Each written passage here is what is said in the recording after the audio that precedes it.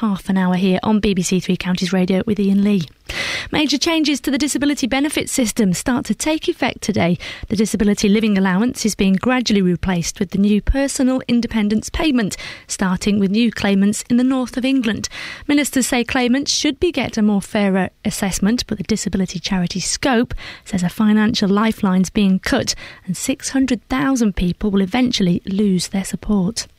Locally, supermarket chain Sainsbury has been accused of holding on to retail space in Milton Keynes Centre. It comes as it still has an empty building it vacated 4 years ago. With Waitrose now vacating the centre, it's feared the store's former shop, Food Centre, is seen as unattractive by retailers. Well, Sainsbury says it's been investigating a number of options with its landlords for the future use of the unit, but there are still issues which need to be sorted first. A post-mortem's due to take place later on a man's body, which was discovered in the canal in Leighton Buzzard yesterday. Police say they're not treating his death as suspicious and are carrying out investigations to try to establish his identity. Police believe a fire at a Luton primary school at the weekend was started deliberately. A first-floor classroom at Downside School was damaged in the blaze on Saturday evening. Scientists from the University of Warwick say they've found a way of cutting the amount of fat in chocolate by half. Until now, it's been difficult to remove it without changing the texture, but researchers say they can now take out the fat and replace it with another liquid. Jason Palmer has the details. The trick, it seems, is to use agar, a widely available gelling agent. Thoroughly blended bits of it, the Warwick researchers say, act as tiny sponges that soak up any liquid: fruit juice, plain water, even alcohol. In sport, MK Dons remained 7 points off the playoffs in League One after getting only a goalless draw from visitors Crawley at the weekend. Weather, and we're going to see the chance of a few isolated showers, but most places dry. Temperatures 8 degrees Celsius. There's more news and sport online at bbc.co.uk/Three Counties. BBC Three Counties Radio, first for news.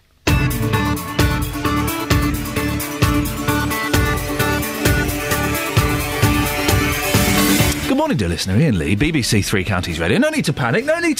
I know exactly what's going on here.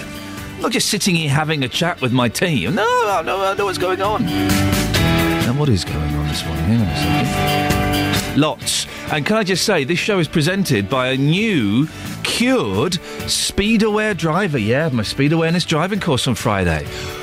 Wasn't as much fun as you all told me it was going to be. If anything, I would say it was a little bit dull. A little bit dull. 4 hours of really boring speed awareness talks. Oh, yeah. The guy that took it was a character. But I am cured. I'm actually cured. And I no longer don't speed anymore. Why would I? I know the stats. I don't remember the stats, but I remember being told the stats. And basically, speed is bad. Lots coming up this morning, including Bedfordshire Police have apologised after a woman was handcuffed for demanding to see her medical notes. Our reporter Lorna Hankin has been following the story and she'll be joining us next. A Luton woman has come to this programme to warn you about a new type of scam. She doesn't want other people to fall victim to the same trick. When you hear it, it's quite incredible what these cheeky scamsters did. I'll tell you what in the next half an hour. And we'll find out why Bedford could put itself on the map. Technically, it is on maps already, otherwise people wouldn't go there. As the place where King Offa was laid to rest. Yes, King Offa.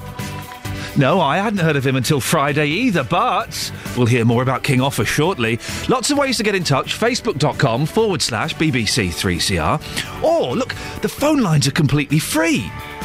Who's going to be the first person to call in? 08459 455 555. BBC Three Counties Radio.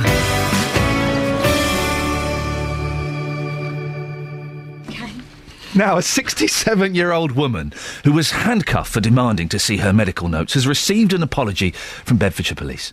Mary Kurswell went to Biggleswade Health Centre to check for corrections following a mix-up with another patient's details. Our reporter, Lorna Hankin, has been following this story. Good morning, Lorna. Morning. Explain what happened. Well, Mrs. Kurswell is a retired scientist from Biggleswade. She said that she was telephoned by Biggleswade Health Centre in October saying her kidney condition demanded an urgent urine urine test. Now, she told them she was perfectly healthy, but the surgery was adamant her records showed she was a heavy smoker, suffered from Alzheimer's disease, had a kidney condition, had undergone a hysterectomy and a double hip replacement. Gosh, that's a list of predicaments. What happened then? Well, she went to the surgery to ask for her full 43-page long medical notes, but after allegedly being told the manager was unavailable and she'd have to wait, she refused to leave. Now, a police community support officer then came to the surgery and asked her to leave, but she said she'd already paid £10 to access the information. She was then handcuffed and escorted out of the building. She was unable to see her full medical records and staged a sit-in protest, but police were called and she was escorted out in handcuffs. What did the police say at the time? Well, Bedfordshire Police said officers attended the practice in Saffron Road over reports of a breach of the peace and that handcuffing was standard practice, but they have since apologised over the handling of the case. Now, Chief Inspector Mark Upex said, "I have spoken with Mrs Kurzweil on 2 occasions, and while she does not wish to make a formal complaint, she did raise some concerns about the actions taken by the officers. I've agreed with her that officers could have acted in a less intrusive manner and have apologised to her for this. The officers involved had been spoken to and advised about their future conduct." Mrs Kurzweil was satisfied with this outcome. Handcuffing a 67...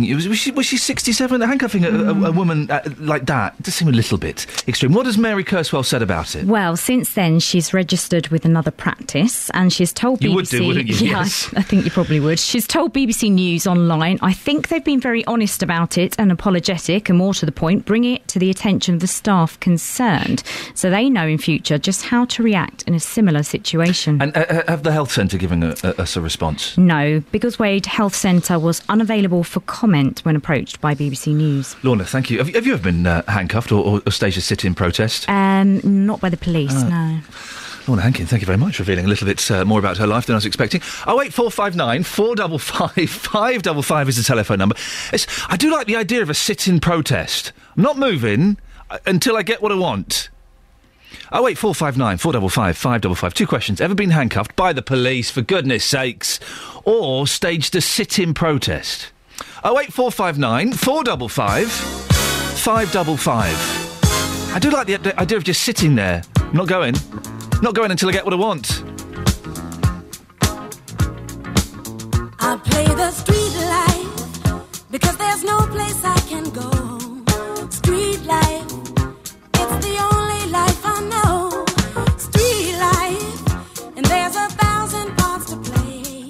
Street life, until you play your life away. You let the people see just who you wanna be, and every night you shine just like a superstar. That's how the life is played, a tempting masquerade. You dress, you walk, you talk, you're who you think you are. Street life, you can run away from time. Street life, for a nickel or a dime. Street life, but you better not get old. Street life, or you're gonna feel the cold. There's always love for sale, a grown-up fairy tale. Prince Charming always smiles behind a silver spoon. And if you keep it young, your song is always on. Your love will pay your way beneath the silver moon. Street life, street life, street life. Oh, street life.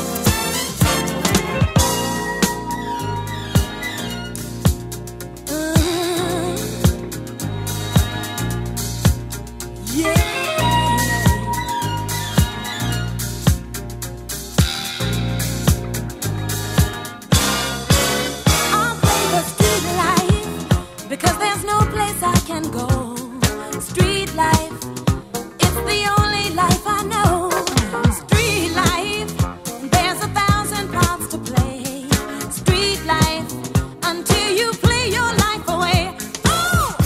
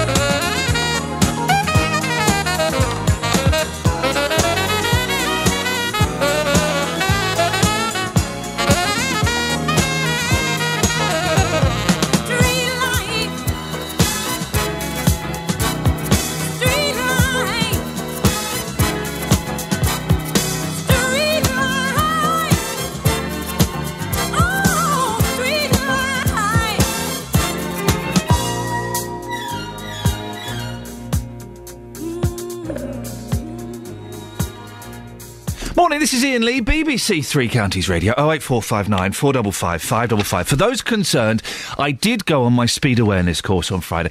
It was all right. It wasn't the laugh riot that some of my listeners had led me to believe it was going to be. I mean, it was long, 4 hours. The gentleman taking it made it as bearable as possible. He was a bit of a character. I always... a little bit of me dies inside when I'm being spoken to for 4 hours by a character, but he made it more bearable than I expected. It was certainly better than getting 3 points. And it was an eye-opener, and I've learnt my lesson. That's my wrist being slapped, and I shan't be doing it again. Although one fella, straight after the course, zoomed off. I saw him going down a 30 miles an hour road easily at 50.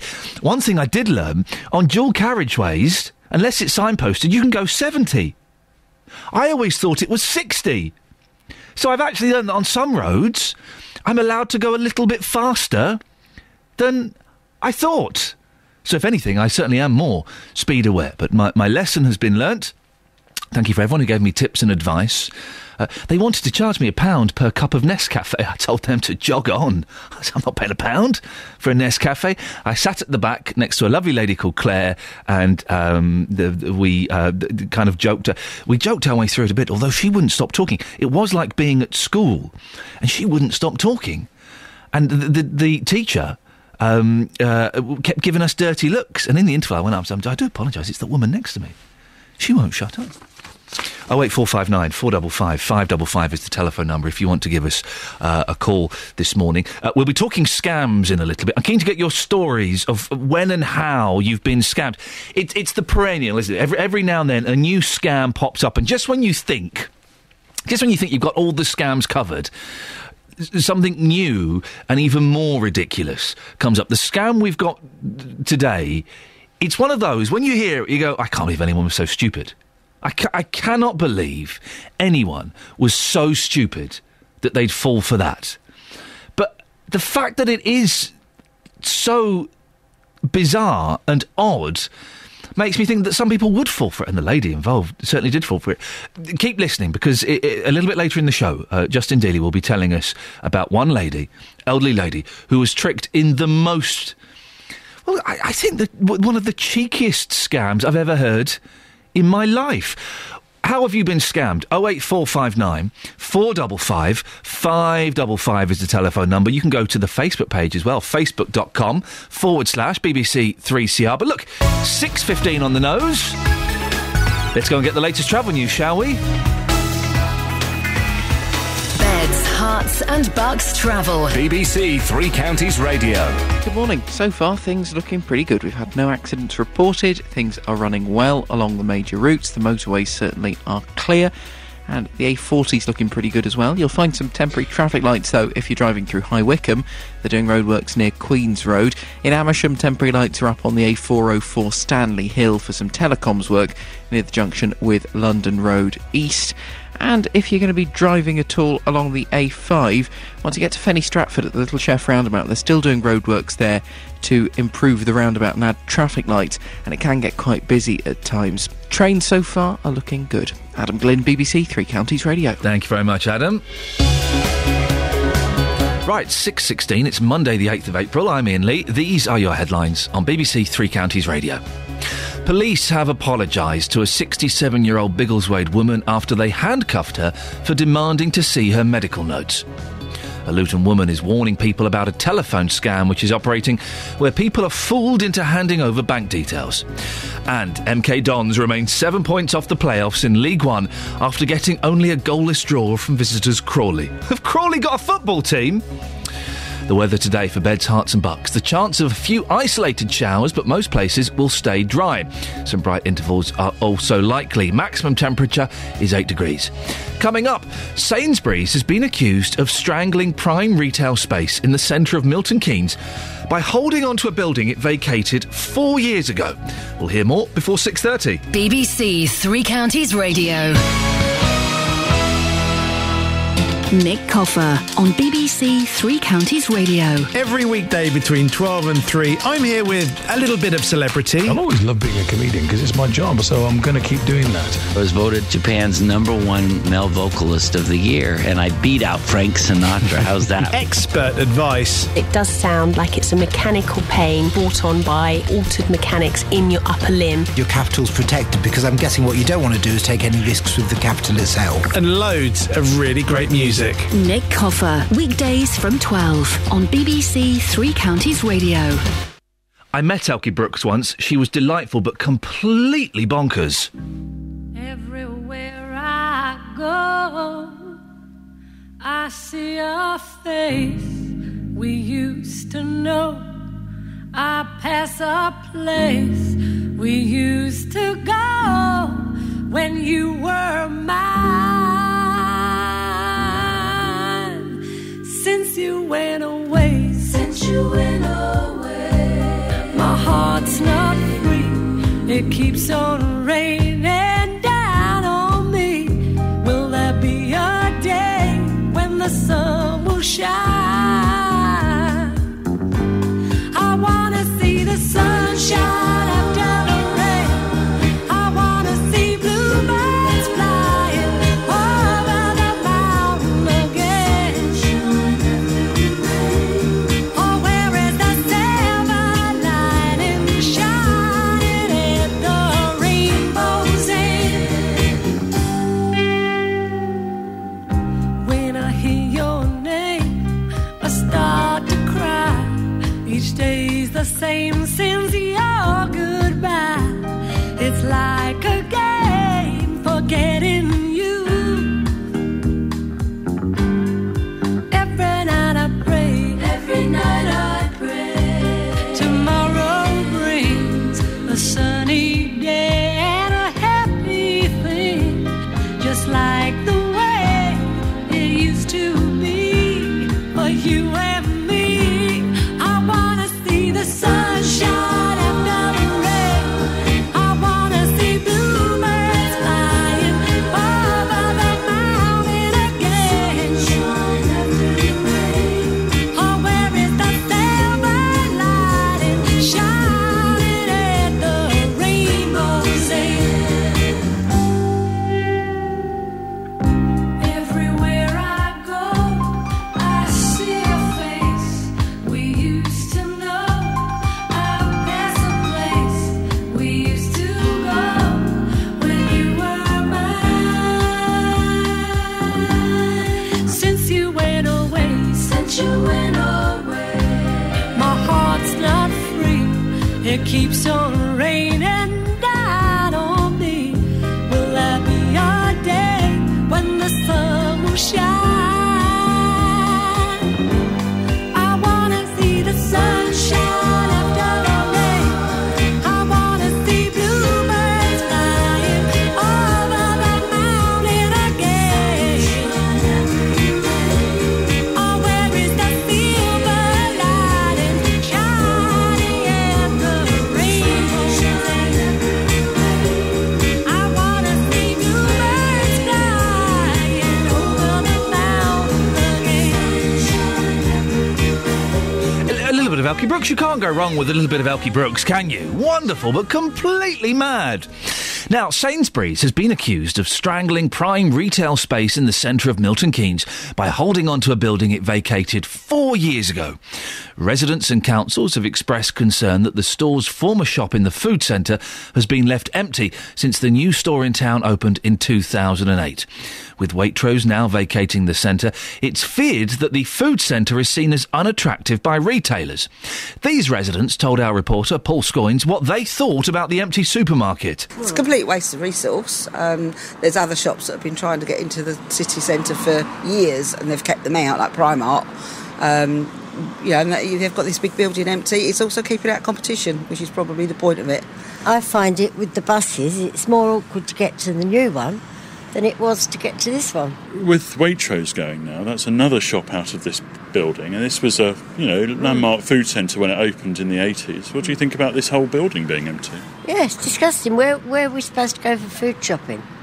unless we've got transport to go to the other one. Because you do have to have a car now, really, don't you? You can't be in town and do your weekly shop. Personally, I shop out of town because I drive, but my mum's an old age pensioner and relies on the free bus pass, and it's a lot easier for her to get into the city than to go all the way in the opposite direction out of her area to the new ones that they've built, because this is nearer to where she lives. What would you like to see happen to this building eventually? Well, a new supermarket.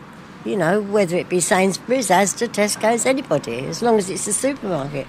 Because without Waitrose, we've got nothing. Well, Paul Scoynes is outside the empty store now. Good morning, Paul. Paul, where are you? Paul? Good morning. Paul, you're there? Yes, I can hear you. Yes, Sorry, look at that. I am here. I do apologise, my fault. Well, tell me the background to this. Well, Ian, as you might have heard, the food centre here opened in the late 80s. It was owned then by the Development Corporation, as much of Milton Keynes was, I suppose, in those days. It was then sold on to the people who now own the Centre MK, the main shopping centre in Milton Keynes. And Waitrose and Sainsbury's were the two main retailers, and there were some specialist shops alongside it, and then Iceland, where I'm just sitting down outside, came along later on. And in 2008, Sainsbury's decided to relocate, built a new store closer to the train station, just down the road from here, and it closed this store, but the lease remained. And since then, nothing has happened to it. I'm just looking at the old building now, and all that's in there is an empty shop floor and the cigarette counter. So that's it? It's all a bit barren there, is it? Absolutely. I mean, to all intents and purposes, this is a pretty empty building now. I mean, you've got a huge floor space. It was a big shop, this Sainsbury's, when it was there. All the livery's still on the building. The faded Sainsbury's sign's been taken down, but you can still see where it remained. You can see all the windows. Some have been put through. There's wood on some of the windows. It's a fairly unattractive-looking store now. And Paul, Waitrose is going as well, is it? That's right. Waitrose is moving out of town. It's moving to a new store that it's building in Oak Grove. And word was that Waitrose actually wanted to expand into the food centre as well and keep it going. There was talk of a cafe perhaps as well, although that's not been really talked about publicly, but it was certainly going to sort of try and have some sort of presence here. There was even talk of it moving next to the big John Lewis store, although that is not happening. It's certainly going to be moved out of the town centre, and when that does happen, which will be in a couple of months' time now, Ian, that will mean that this building, this flagship food store building, when Milton Keynes was sort of in its sort of infancy in the 80s, will now be 80% empty. What? Why? Do we know why? Not really, no. I mean, there are lots of rumours about why Sainsbury's has decided to keep this lease running for as long as it has. As you heard from the lady there, she said that, freezing out other competition. Sainsbury's hasn't really given us very much to go on. A spokesman's told us that they're investigating a number of options with the landlords, because they are effectively, renting this store. They say that, unfortunately, despite a number of interested parties, there remains issues to be resolved before any new occupation can be concluded. It could be argued, couldn't it, Paul, Sorry? Tell that bird to shut up. It could be argued, couldn't it, that Sainsbury's is holding on to this building to keep this area empty? Well, it would certainly act in their interests, wouldn't it, I suppose? You've got a major Sainsbury's just down the road from here, although it's a fair walk. It will take you about 15 minutes walk from this place to get to their new store. It's a cynic could say that it suits them well to not have an Asda or a Morrison's or a Tesco here, which would certainly be attractive to people who are coming to the centre of Milton Keynes. What about the owners? The owners who they are leasing it from, a Centre MK, what have they said? Well, they've just said that they're continuing to work with Sainsbury's to try and find a solution. They say that they've got a long-standing commitment to Milton Keynes, having just invested around £47 million on new refurbishments to their main supermarket. I mean, what Sainsbury's have said is that now Waitrose is leaving the adjacent unit. They say that it presents a new opportunity to explore different sort of options with the landlord. So we'll wait and see whether or not that actually forces them to do something else. Paul Scoynes outside the food centre in Milton Keynes. Thank you very much. Well, Linda Inoki is from the pressure group Explain, who take a keen interest in the city centre of Milton Keynes. Good morning, Linda. Good morning. Linda, do you think this situation with Sainsbury's holding on to an empty building is right? No, it's plainly wrong. I mean, it might be good for their balance sheet, because obviously the lease they have is worth something. It's a prime location, but it's certainly bad for Milton Keynes. What do you think the food centre being empty says to other retailers and shoppers? Well, it might put people off, but on the other hand, shopping as an economic business is very good in Milton Keynes. Milton Keynes is the 10th most successful shopping centre in the country.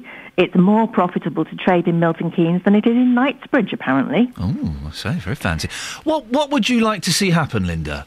Well, we'd like to see either this building brought back to life by being reinvented as a modern, up-to-date food centre, or, maybe even demolished and redesigned if it needs to be redesigned. But it was designed as a food centre. Let's put it this way.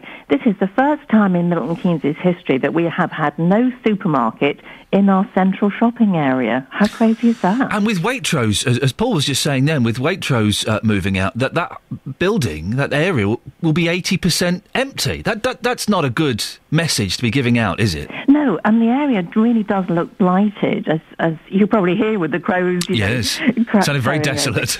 It looks blighted. It's an eyesore, and it's been an eyesore for 4 years since Sainsbury's have moved out. I mean, according to our local paper, and I've heard this on the street too, Sainsbury's is paying £1 million a year, around that figure, in service charges just to keep the store empty. It's got to be because they want to keep competition out of the city centre, but it's just not right. They're paying £1 million a year to keep that place empty. That is the word on the street, and it was, it's been reported in our local paper this weekend. That's incredible. Linda Inoki from the Pressure Group Explained. Thank you very much indeed. Well, if you've seen if you live in Milton Keynes, you would have seen the food centre. What do you think about this?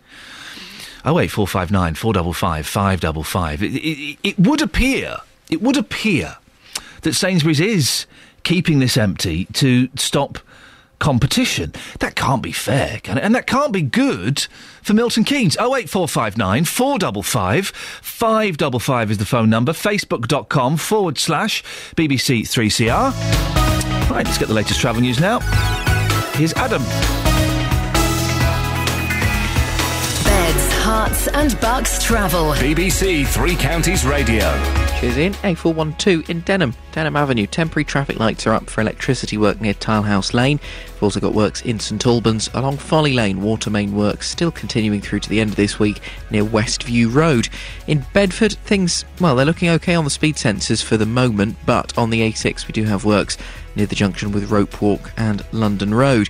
It's starting to get a little bit slow in Dunstable, maybe heading away from the A505 down toward the M1, but certainly nothing you could call a bit of a queue, really. It's looking fine. M1 itself is looking clear as well, and no M25 delays yet this morning. On the trains, London Midland are running replacement buses, I'm afraid, between Watford Junction and St Albans Abbey along that branch line because of staff shortages. Disruption until about 10:15 this morning, London Midland are advising. Adam Glynn, BBC Three Counties Radio. Adam, thanks very much. 6:30, time for the news and sport now. Here's Serena Farrow. Getting beds, hearts and bugs talking. This is BBC Three Counties Radio. Good morning. Police have apologised to a 67-year-old Biggleswade woman after they handcuffed her for demanding to see her medical notes. Elsewhere, a Luton woman's warning people about a telephone scam which is operating where people are fooled into handing over bank details. Supermarket chain, as we've been hearing, Sainsbury has been accused of holding on to retail space in Milton Keynes Centre. It still has an empty building there it vacated 4 years ago. And major changes to the disability benefit system to take effect today. That's all the news. Now let's turn to the sport. Beds, Herts and Bucks Sport. BBC Three Counties Radio. So after Saturday's goalless draw at home to Championship leaders Cardiff, Hornets boss Gianfranco Zola says his side is in a comfortable position ahead of their next match on the road to Peterborough. You can't afford to make any mistakes because we might take advantage of that. So that's what I'm looking. No pressure with us because we are happy and very pleased with the position we are playing. We are playing right now. We've done everything we could and we carry on until the end, and the pressure is not certainly on us. Turning to League One, and hopes for making the playoffs remain slim after MK Dons were unable to get a win. They had a goalless draw against visitors Crawley, but with the strength of his side, manager Carl Robinson's still hopeful. I think the way we've been this year with these players coming back fit, I had to make changes once again with Pauli because they weren't fit to finish the games off, but the group looks stronger and stronger, and I think they're only going to get better and better. I just don't hope it's not too late. Staying with League One, and Stevenage remain unbeaten under the returning manager after a draw against Portsmouth. Despite being unable to score past Portsmouth, it gave Borough a second consecutive clean sheet. Graham Wesley's happy with that. I've been really pleased with their response and their reaction, and particularly pleased with the attitude that they're showing. They're really applying themselves, and there's some very good players at the club. And finally, Luton will remain in the conference next season after a loss to Gateshead puts them mathematically out of reach of the playoffs. Their hopes were already slim, but the 5-1 loss away to Gateshead sealed their fate. BBC Three Counties Radio, more from me at 7. Across beds, hearts and bucks, this is Iain Lee on BBC Three Counties Radio.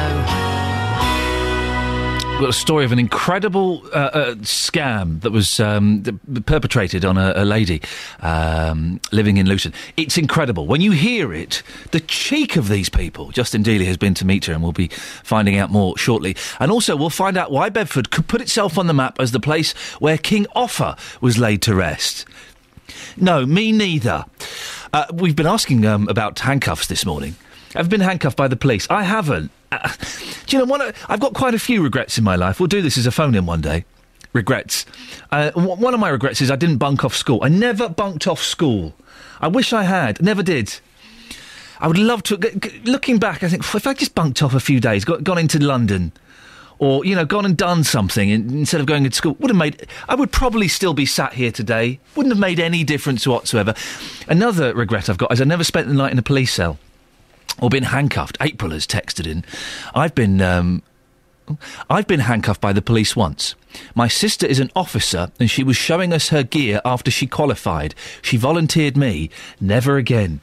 Ever been handcuffed by the police? 08459 455 555. Still feels like a first night together. Feels like the first kiss. It's getting better, baby. No one can better this. We're still holding on, and you're still the one. First time our eyes met, same feeling I get. Only feels much stronger, and I wanna love you longer. You still turn the fire on. So if you're feeling lonely, don't. You're the only one I ever was. I only wanna make it good. So if I love you a little more than I should, please forgive me. I know not what I do. Please forgive me. I can't stop loving you. Don't deny me this pain I'm going through. Please forgive me if I need you like I do. Please believe me, every word I say is true. Please forgive me. I can't stop loving you.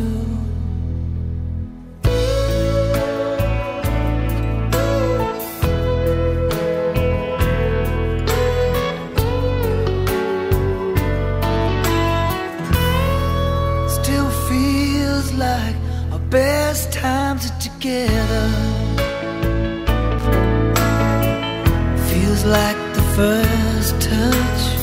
We're still getting closer, baby. Can't get close enough. Still holding on.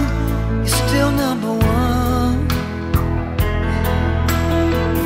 I remember the smell of your skin. I remember everything. I remember all your moves. I remember you, yeah. I remember the nights. You know I still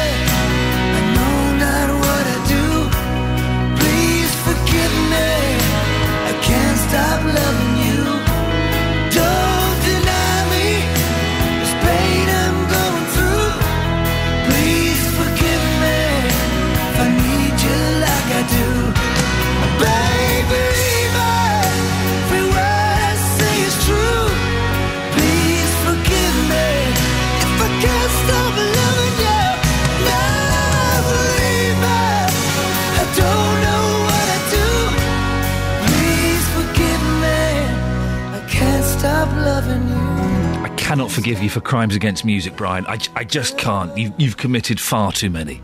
Now, when you dial 999 because you believe you've been the victim of credit card fraud, you think you're safe. But what happens when criminals have even fooled you into thinking that you've dialed 999 when you haven't? Well, this happened to one woman from Luton, Sylvia Edwards. She wants to tell her story so others don't fall for the same trick.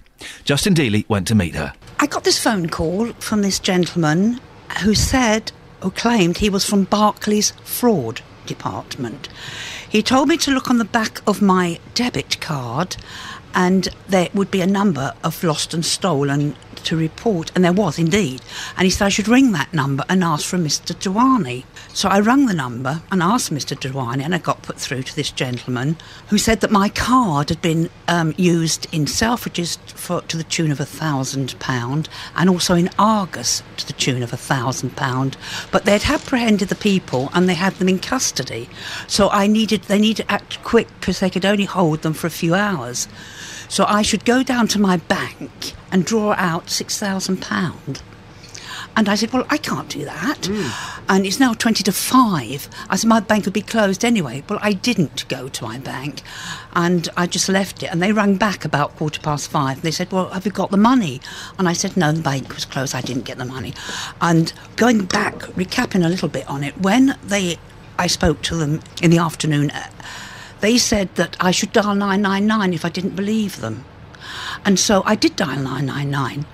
And they said, when you get through, say it's not really an emergency, but you want to speak to an Amish Roy at the Charing Cross Fraud Squad. So this is what I did. And again, I got another Indian gentleman who said, yes, we've been waiting for your call, and this is definitely true. Your card has been used, and we have got the suspects in custody. He said, and so go back to speak to this gentleman at Barclays Fraud Squad. So I did. I phoned them back. And he said, now, I must know that I'm speaking to Mrs. Edwards, so I need to do a security check with you.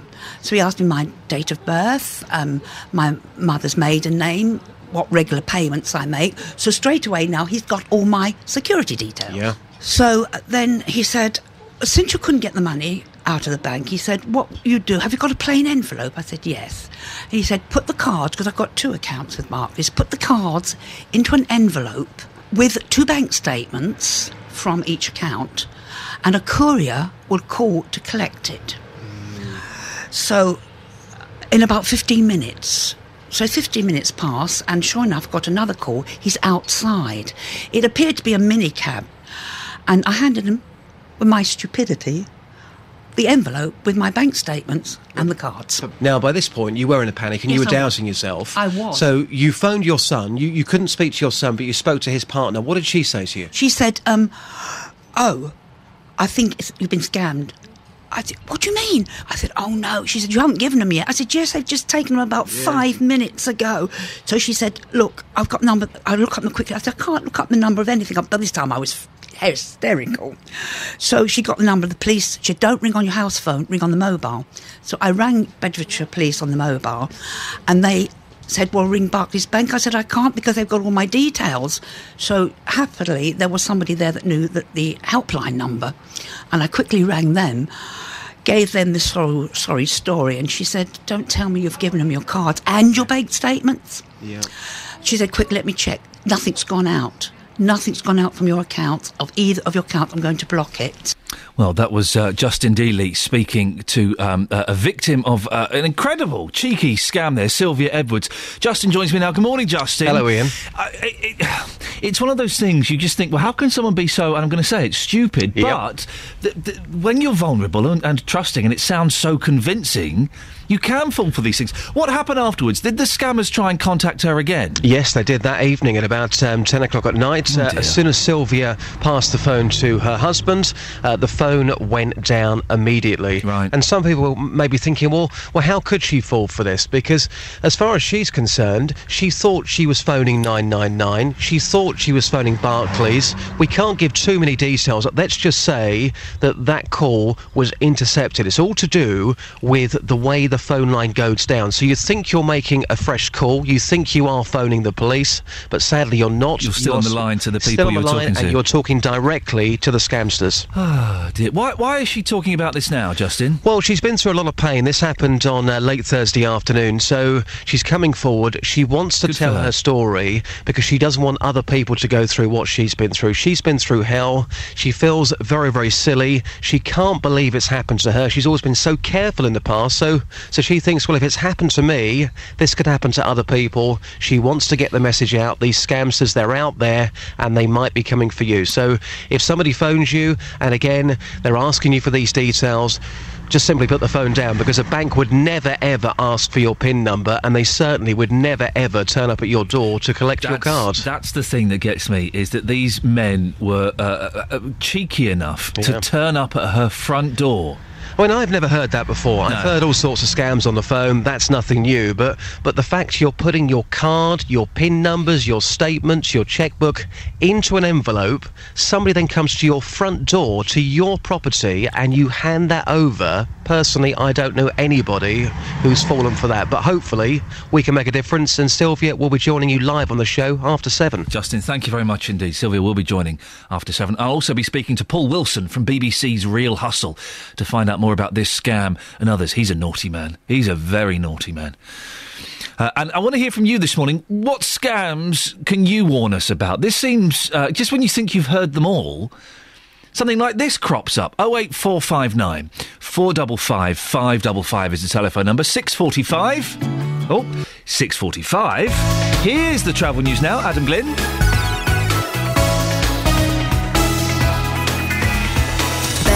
Herts and Bucks travel. BBC Three Counties Radio. There was I thinking I was getting some new music. Right, M1. Sorry, Adam, no, you're stuck with this nonsense. I do apologise. It's fine, Ian. M1, southbound. We've had a couple of calls.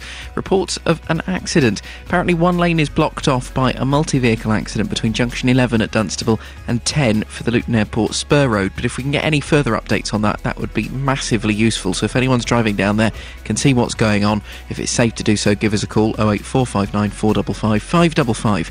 M25 anti-clockwise, it's looking slow from the M1 to the A41 and then again from the M40 to the M4. The A1 in Boreham Wood is starting to build up between Stirling Corner and Apex Corner. And good news for the trains, because London Midland have managed to sort things much earlier than they thought, and a normal service is resumed between Watford Junction and St Albans Abbey. Adam Glynn, BBC Three Counties Radio. Thank you very much, Adam. Right, 6:46, Monday the 8th of April. I'm Iain Lee. These are your headlines this morning on BBC Three Counties Radio.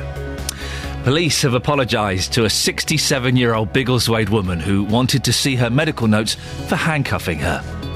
A Luton woman duped by telephone scam in which she was fooled into handing over her bank details has spoken out about the incident. And Luton will remain in the conference next season after a loss to Gateshead puts them mathematically out of reach of the playoffs. Coming up, we'll find out why Bedford could put itself on the map as the place where King Offa was laid to rest. Find out more before 7. But now let's get the latest weather. It's Kate Kinsella. Beds, Herts and Bucks weather. BBC Three Counties Radio. The weekend. Kate, let me stop you there. No, I'm sorry. What now? Oh, I had I had the wrong fader open. We missed your opening. Oh. You switched from fader 3. You switched from fader 3 to fader 2 without telling me, Kate. Naughty. So sorry. No, it's your fault as well. So let's start again. Let's get the full Kate Kinsella experience here on BBC Three Counties Radio. Away you go. Thank you very much. Well, we all saw a touch of spring over the weekend. The welcome appearance of the sunshine put us all in a very good mood. However, it's a bit of a different feel today and, in fact, for the next week. It's rather grey, rather cloudy, and with it some wet and windy weather. Now, temperatures outside at the moment, for some of us, actually dipping below freezing. So we have got 1 or 2 pockets of frost out there, out in parts of Buckinghamshire and up towards Bedford as well.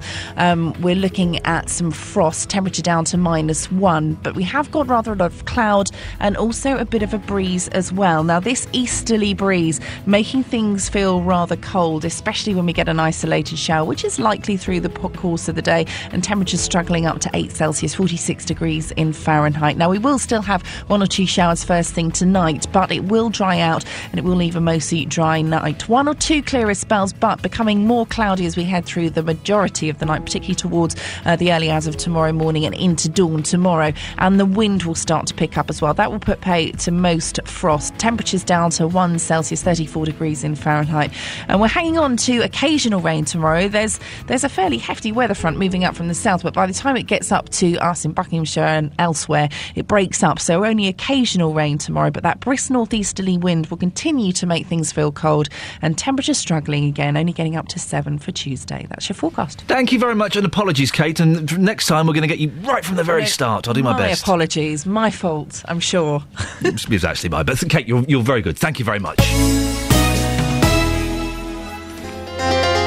Tackling your consumer problems. On BBC Three Counties Radio. My son took it back to the garage. The mechanic says, yeah, I know what it is. So they took it in, done what they had to do, and the car was still the same, still doing the same thing. The JVS Show. Fighting for your rights. The long and short of it is, he agreed that he would replace the car. If you have a consumer problem, we can do the same for you. I'd like to thank you and your team for everything you've done. We wouldn't have got where we got without you. It's a pleasure. I'm going to call that a result. Any other problems, you know where I am, Stuart. The JVS Show. Fighting for your rights. Weekday mornings from 9 on BBC Three Counties Radio. 08459 455 555. A little bit of Neil Sedaka. Why not?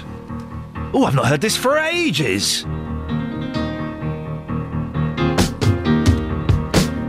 That's when the music takes me to a brighter day.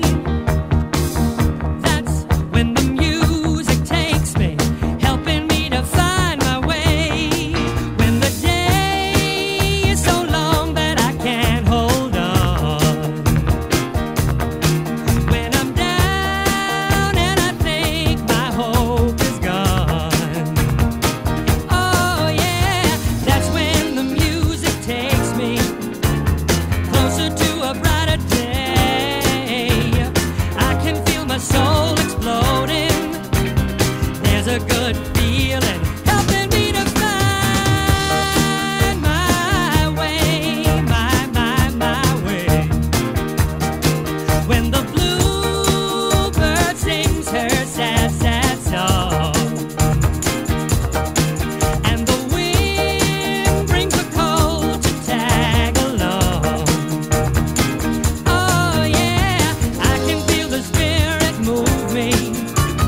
I can almost touch the sky, reaching for a new tomorrow. I know it's hard, but music makes me wanna try.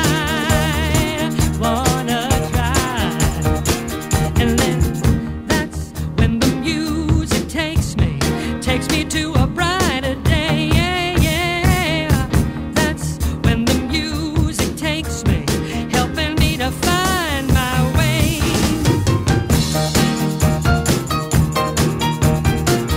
That's when the music takes me.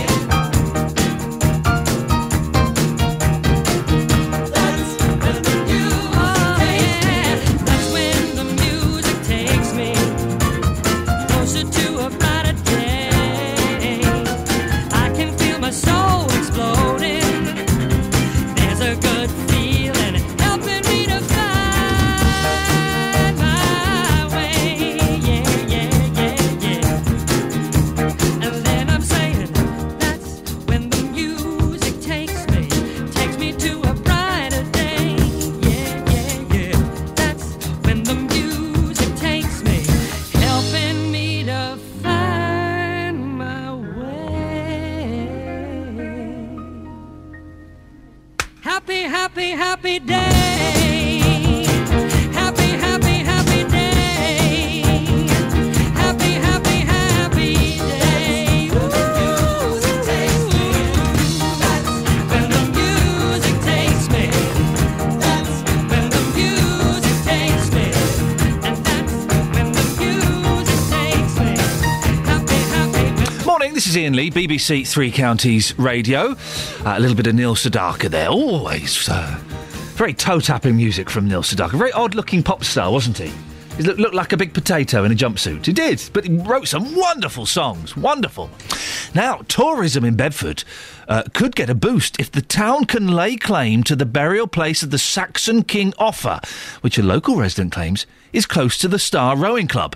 Well, we'll hear from Eric Compton in around an hour from now. He's certain that there's every reason for Bedford to put itself on the map as the place where King Offa was laid to rest. But before that, let's talk to Alan Hay, who's a member of Ringworm, which is the Bedfordshire branch of the Vikings Reenactment Society. Good morning, Alan. Good morning, Ian. Now, listen, I must be honest, my Viking knowledge it's got some gaps in it.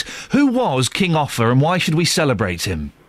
Well, King Offa was a very famous king of the Anglo-Saxon line. He was what was called a Bretwalder, which is a high king.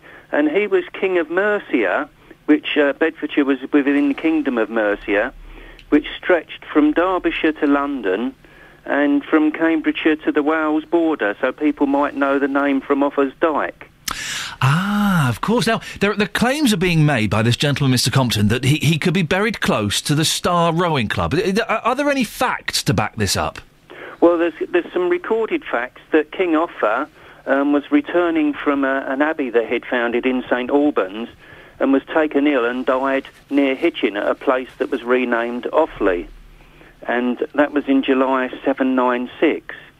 And his body, interestingly, was then taken to Bedford and interned in a chapel on the banks of the River Ouse.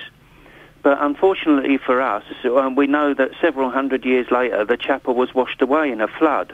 Ah. But it's quite exciting to think that Bedford was the burial place of an ancient king, and a king who was really high regarded throughout all of Europe.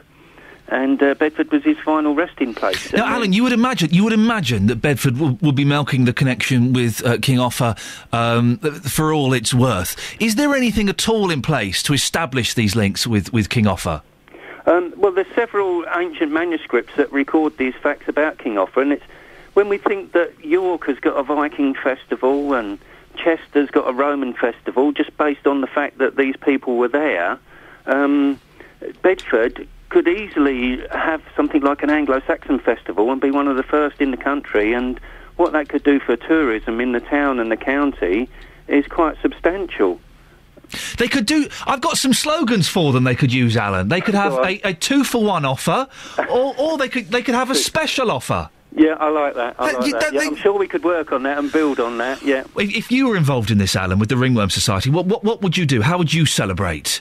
Well, I think we could take a model from some of what the other towns do with medieval festivals and the Viking Festival at York, which Ringworm attend, and we could have some reenactment events, and then the town can host various different events connected, because there's a really rich heritage in Anglo-Saxon poetry and literature.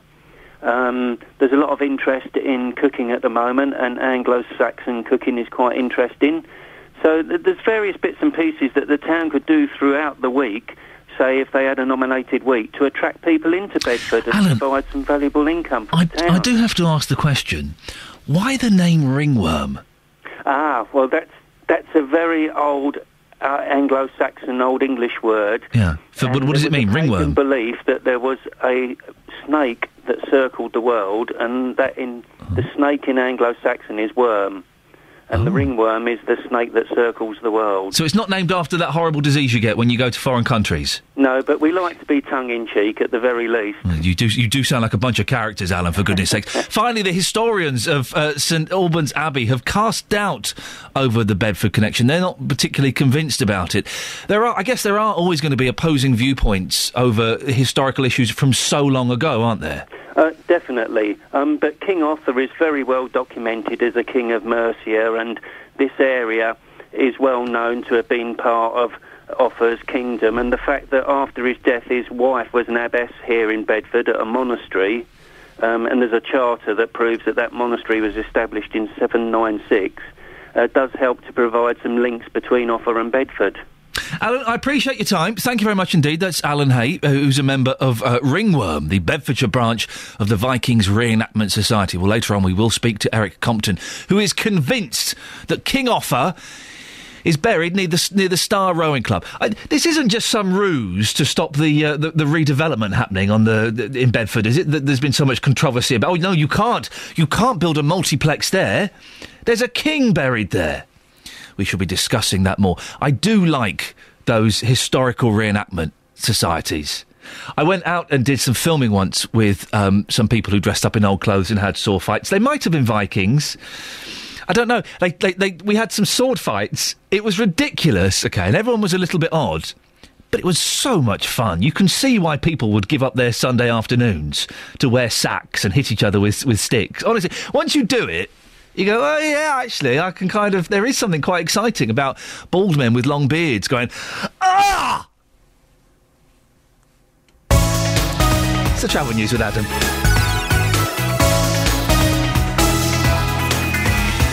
Beds, Hearts and Bucks travel. BBC Three Counties Radio.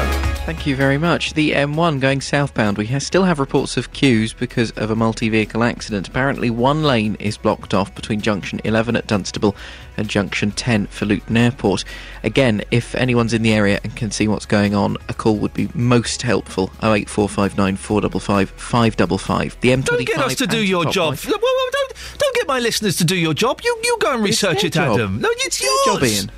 OK, well, maybe it is. I do apologise for interrupting. Sorry, carry on. Continue. Right. Anti-clockwise M25, it's looking heavy from junction 25 at Enfield to 24 at Potters Bar through the roadworks. Then again, queues from the M1 to Chorleywood and the M40 to the M4.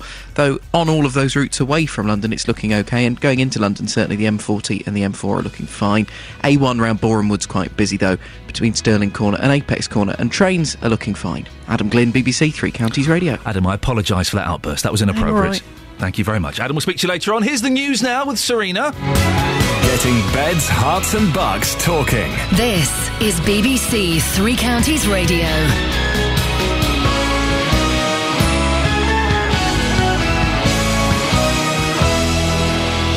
Good morning. Police apologise to Bedfordshire woman. Scammers who get your bank details are in action in Luton, and Luton get to stay in the conference. BBC Three Counties Radio. A Biggleswade woman who protested because she wasn't allowed to see her medical notes has been handcuffed by police. 67-year-old Mary Kerswell went to the town's health centre to check for corrections after a mix-up with another patient's details. But she wasn't allowed to see the full record, so she staged a sit-in protest. Bedfordshire police have since admitted it could have acted in a less intrusive manner rather than handcuffing her. In other news, a Luton woman's warning people about a telephone scam which involves people handing over their bank details. Sylvia Edwards says the scammers asked her to dial 999 to check the call was genuine in order to gain her trust, but she wasn't aware they'd keep the phone line open, so she was actually speaking to the fraudsters and not the police. Having dialed 999, yes, one would think if you've dialed 999, you're actually speaking to somebody that's authentic and genuine and bona fide. Well, you can hear more from Sylvia as she'll be speaking to Iain Lee here on BBC Three Counties Radio in the next half an hour. Supermarket chain Sainsbury has been accused of holding on to retail space in Milton Keynes Centre. It still has an empty building it vacated 4 years ago. It's feared the store's former shop, the food centre, is seen as unattractive by retailers. Well, these shoppers say something needs to be done. Complete waste of resource. There's other shops that have been trying to get into the city centre for years and they've kept them out, like Primark. And they've got this big building empty. It's also keeping out competition, which is probably the point of it. I find it with the buses, it's more awkward to get to the new one than it was to get to this one. Sainsbury has told us it's been investigating a number of options for the future use of the unit, but there are still issues which need to be sorted first. So major changes to the disability benefit system start to take effect from today. The disability living allowance is being gradually replaced with the new personal independence payment. Ministers say claimants should get a more regular assessment.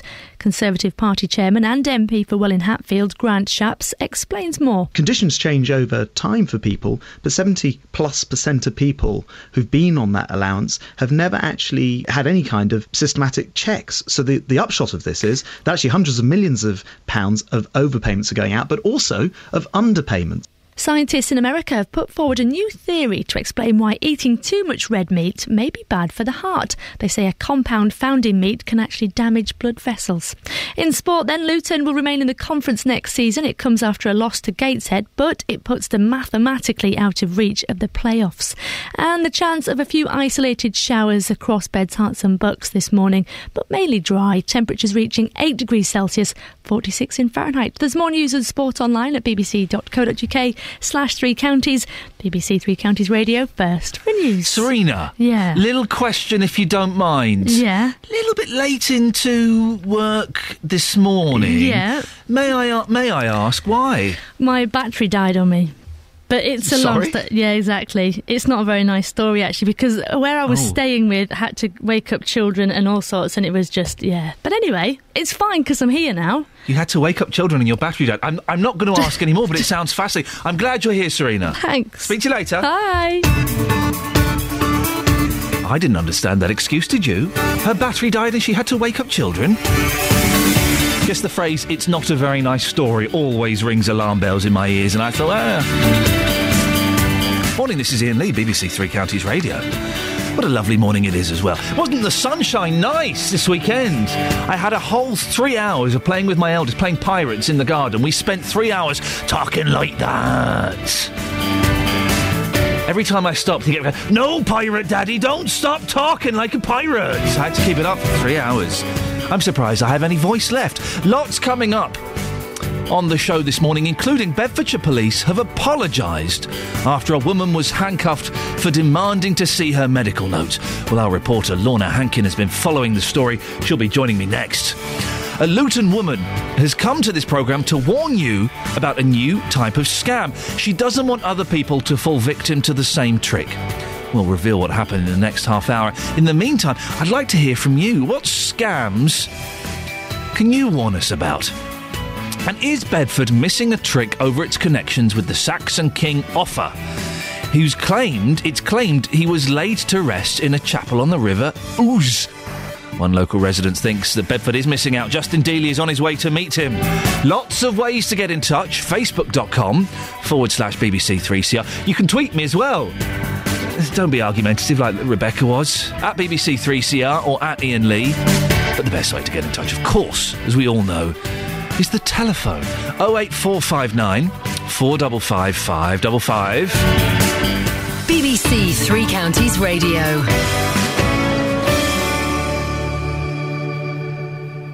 A 67-year-old woman who was handcuffed for demanding to see her medical notes has received an apology from Bedfordshire Police. Mary Kurzweil went to Biggleswade Health Centre to check for corrections following a mix-up with another patient's details. Well, our reporter Lorna Hankin has been following this story. Joins me now. Good morning, Lorna. There was a big mix-up with her notes. What happened? Well, Mrs. Kurzweil said that she was telephoned by Biggleswade Health Centre in October saying her kidney condition demanded an urgent urine test. Now, she told them, hang on a minute, I'm perfectly healthy, but the surgery was adamant that her records showed she was a heavy smoker, suffered from Alzheimer's disease, had a kidney condition and had undergone a hysterectomy and a double hip replacement. You would know if you'd undergone these procedures, wouldn't you? I think you would, really, yeah. What happened then? Well, she went to the surgery and asked for her full 43-page long medical notes, but after allegedly being told the manager was unavailable and she'd have to wait, she refused to leave. Now, police community support officer then came into the surgery and asked her to leave, but she said she'd already paid £10 to access the information a few days beforehand. She was then handcuffed and escorted out of the building. She was unable to see her full medical records and staged a sit-in protest. Police were called and she was escorted out in handcuffs. Well, this happened, I think, in December. What did the police say at the time? Well, they said at the time that officers attended the practice in Saffron Road over reports of a breach of the peace and that handcuffing was standard practice. But they've now apologised over the handling of the case.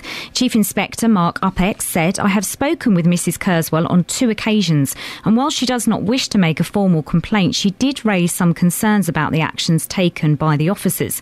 I've agreed with Mrs. Kurzweil that officers could have acted in a less intrusive manner and have apologised to her for this. The officers involved have been spoken to and advised about their future conduct." Mrs. Kurzweil was satisfied with this outcome. And what has Mary Kurzweil said about this? Well, she's since registered with another practice and told BBC News Online, "I think they've been very honest about it and apologetic, and more to the point, bringing it to the attention of the staff concerned, so they know in future just how to react in a similar situation." And the health centre, have they given a response? No, the Biggleswade Health Centre was unavailable for comment when approached by the BBC News Lorna Online. Hankin, thank you very much indeed. 08459 455 555. I guess that so many questions raised from this.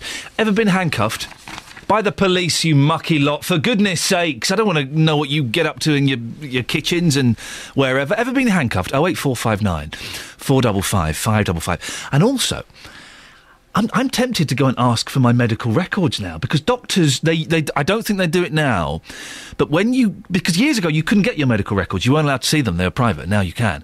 And so doctors would write things about patients. There was. I need a doctor to call in, because there was an acronym they used to put if a patient was trouble, and I can't think what it was. It was like something like, I can't think, but it meant this patient is a nuisance, beware. And I can't think what it was. If you're a doctor, there was a little code you'd write so that other doctors would know it was a troublesome patient. 08459 455 555. Ever looked at your medical records and seen what the doctors have really said about you? I think they're a little bit more cautious these days, but going back a few years, they would write anything they wanted about you.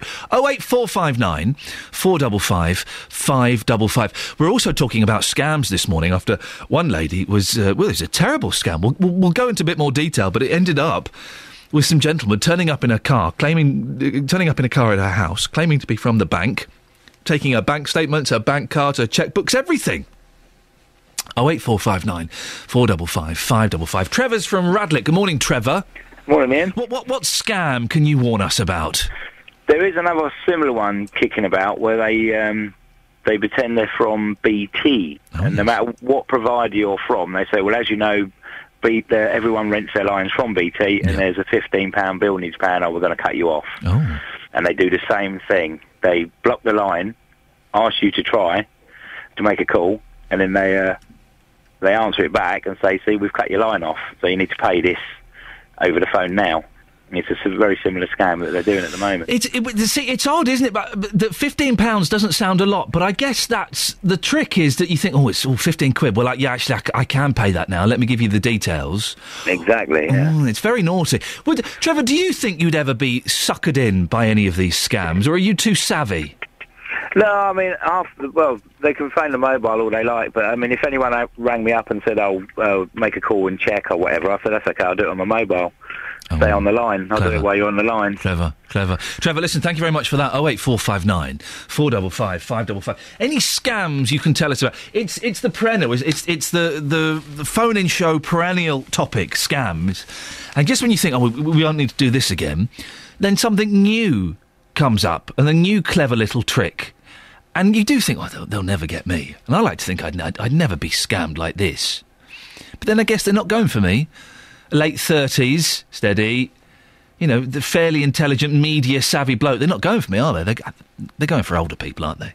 They're going for people like my mum, who's a little bit too trusting, perhaps. 08459 455 555. Should we have a look at the front pages of the newspaper? Victorious Grand National jockey is flown to hospital. This is Ryan Mania, I think he pronounces his name, who won the Grand National. His first attempt on Saturday was in hospital last night after falling at a race meeting in Hexham. MPs call for top banker's pension to be cut back. Fury over former H-Boss chief's £20 million pot. Wowzers. £20 million pension. Let's have a little look. The Guardian. Hospitals must shrink or shut, doctors warn. GP's leader says half of services should be moved closer to patients' homes. GPs, who now control much of the NHS budget, have said many hospitals will have to drastically shrink or shut altogether because half their services could be provided elsewhere. And there's that jockey again. Did you watch the Grand National? I didn't. I have no interest in the Grand. I think the Grand National was horrible race. And shame on all you lot for taking part in the sweepstake at work. Shame on you. Disgusting. The Independent. There's that girl with there's that naughty girl, Paris Brown, who's now fast becoming my hero. Paris Brown, Britain's first youth police and crime commissioner outside Maidstone police station. So she's 17 years old. She's been hired at £15,000 a year as the first youth police and crime commissioner. And she's been tweeting a load of horrible stuff. Slightly homophobic, slightly racist, low-level homophobia and racism. Quite obnoxious stuff, OK? But no different from any other teenagers' kind of Twitter feed, and she's got in trouble. The Mail are after her. She'll be out of a job by the end of the week. She won't last a week. OK? Part of me thinks, well, she's the perfect person to be a youth police and crime commissioner. She often speaks their language. The thing I find most offensive, and you shouldn't really, it's the eyebrows. She's got what I've heard are described as HD eyebrows. You know, the rectangles. And you shouldn't really, but I do feel sorry for her. But young people, you've got to realise that, you know, if you can't tweet and you can't find it, you can't tweet and you can't Facebook stuff anymore because it will come up against you. Just if you're going to get a job in the public office. We'll go through the rest of the papers a little bit later on. But Justin Dealey is on the hunt. He's on the hunt. What are you on the hunt for, Dealey? I am on the hunt for King Offa. King Offa? Yes, King Offa. We're looking for him in Bedford this morning. We're going to be talking live later on to a man who is convinced that he was buried on the banks of the River Ouse in Bedford, that man being Eric Compton. He's fairly handy, I believe, looking for things in Bedford. Now, Ian, the big question is... He's fairly handy? Apparently so. He's got a metal detector and he finds all sorts of things. I'm suspicious about this story, but you mentioned earlier on you never heard of King Offa. No, I don't. I've asked the man a moment ago, very, very briefly. Let's take a listen to this. Ron, we're here in Bedford this morning. We are looking for the remains of King Offa. How excited are you about that? 7 a.m. in the morning, not very. Do you know who he is? King Arthur? King Offa. King Offa? Oh, I thought he said Arthur. No, King Offa. He was King of the Danes, wasn't he? I mean, if we found him, would that make you feel happy? Not as happy it would make him. You don't really care, do you? Not really, sorry. Not this early. There you go, never heard of him. Wow. Never heard of him. Wow. You've really sold that story, Justin. Can I be honest? What he said then was what I heard in my head when this was mentioned last week. But there are people that are excited, and it could be good news for Bedford, couldn't it? So we're told for tourism. Of course, some people doubt these claims that he could be buried here in Bedford. Eric Compton is the man, hopefully, with a few answers. We're going to be talking to him live from the River Ouse after 7:30. He's very, very excited. Brilliant. But I'm suspicious because we talk about the Bedford Riverside development. That's exactly where these remains are apparently buried. Now, if that was to be true, I knew it. Would that stop the development? That's the big question. I knew it. I knew there was a question. Have you got your shovel with you, Justin? Yes, I have. I've got a shovel, and Eric will have his metal detector. We are going looking for Saxon King Offa. Thank you very much, Justin Daly, BBC Three Counties Radio, the first for news. 7:15, here's the travel now. Adam Glynn. Beds, hearts and bucks travel. BBC Three Counties Radio. And it's still looking pretty slow on the M1 southbound between junction 13 at Bedford and 11 for the A505 at Dunstable. We had those earlier reports of an accident passing junction 11. We did have a call come in from Peter, so thank you very much for that. As far as we know, it does look like it may have cleared, but expect it to still be quite busy. M25 anti-clockwise, 2 lanes are blocked by a car fire. That's at junction 16 for the M40. The car is on the hard shoulder and is currently ablaze. The authorities are blocking lanes 1 and 2 for safety reasons, and they're currently waiting for the fire brigade. So lane 3's open past there. Traffic just about squeezing past, but it's adding to the delays. Thanks to Alan, who called us about that one. And further around the M25, it's slow from junction 25 at Enfield to 24 at Potters Bar through the roadworks. And if you're heading for London through Boreham Wood, the A1 is queuing southbound between Stirling Corner and Apex Corner. Trains still looking fine. Adam Glynn, BBC Three Counties Radio. Adam, thanks very much indeed. Morning, 7:16. This is Iain Lee. These are your headlines on Monday, the 8th of April. Police have apologised for handcuffing a Biggleswade woman when all she wanted was to see her medical note. There's a warning about a telephone scam operating in Luton, which fools people into handing over their bank details. And Luton, in sport, Luton are mathematically out of reach of the playoffs, and so will stay in the conference next season. The weather today for Beds, Herts and Bucks, the chances of a few isolated showers, but most places will stay dry. Some bright intervals are also likely. Maximum temperature is 8 degrees. Coming up, Sainsbury's has been accused of strangling prime retail space in the centre of Milton Keynes by holding on to a building it vacated 4 years ago. We'll hear more before 7:30. 08459 455 555. BBC Three Counties Radio. Every weekday from 3, Roberto Perrone with the best local news stories. I get to meet a lot of really interesting people with the most amazing stories. We feel as if we haven't been taken notice of. Yesterday we heard that the bank had gone, but today it's still there. The cat got delivered up in Kabul. You should be back in the UK in 2 months. With the best local talking points. Do some of the bakers have flapjack fights? No, of course not, Roberto. Well, not in our shops. Roberto Perrone, weekdays from 3. On BBC Three Counties Radio. Very excitingly, I was asking if you'd ever looked at your doctor's notes, because they used to, they're not so hot on it now, but they used to write little acronyms for the people who are trouble.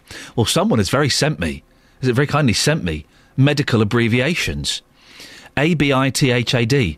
Another blithering idiot thinks he's a doctor. ATSWWT always thinks there's something wrong with them.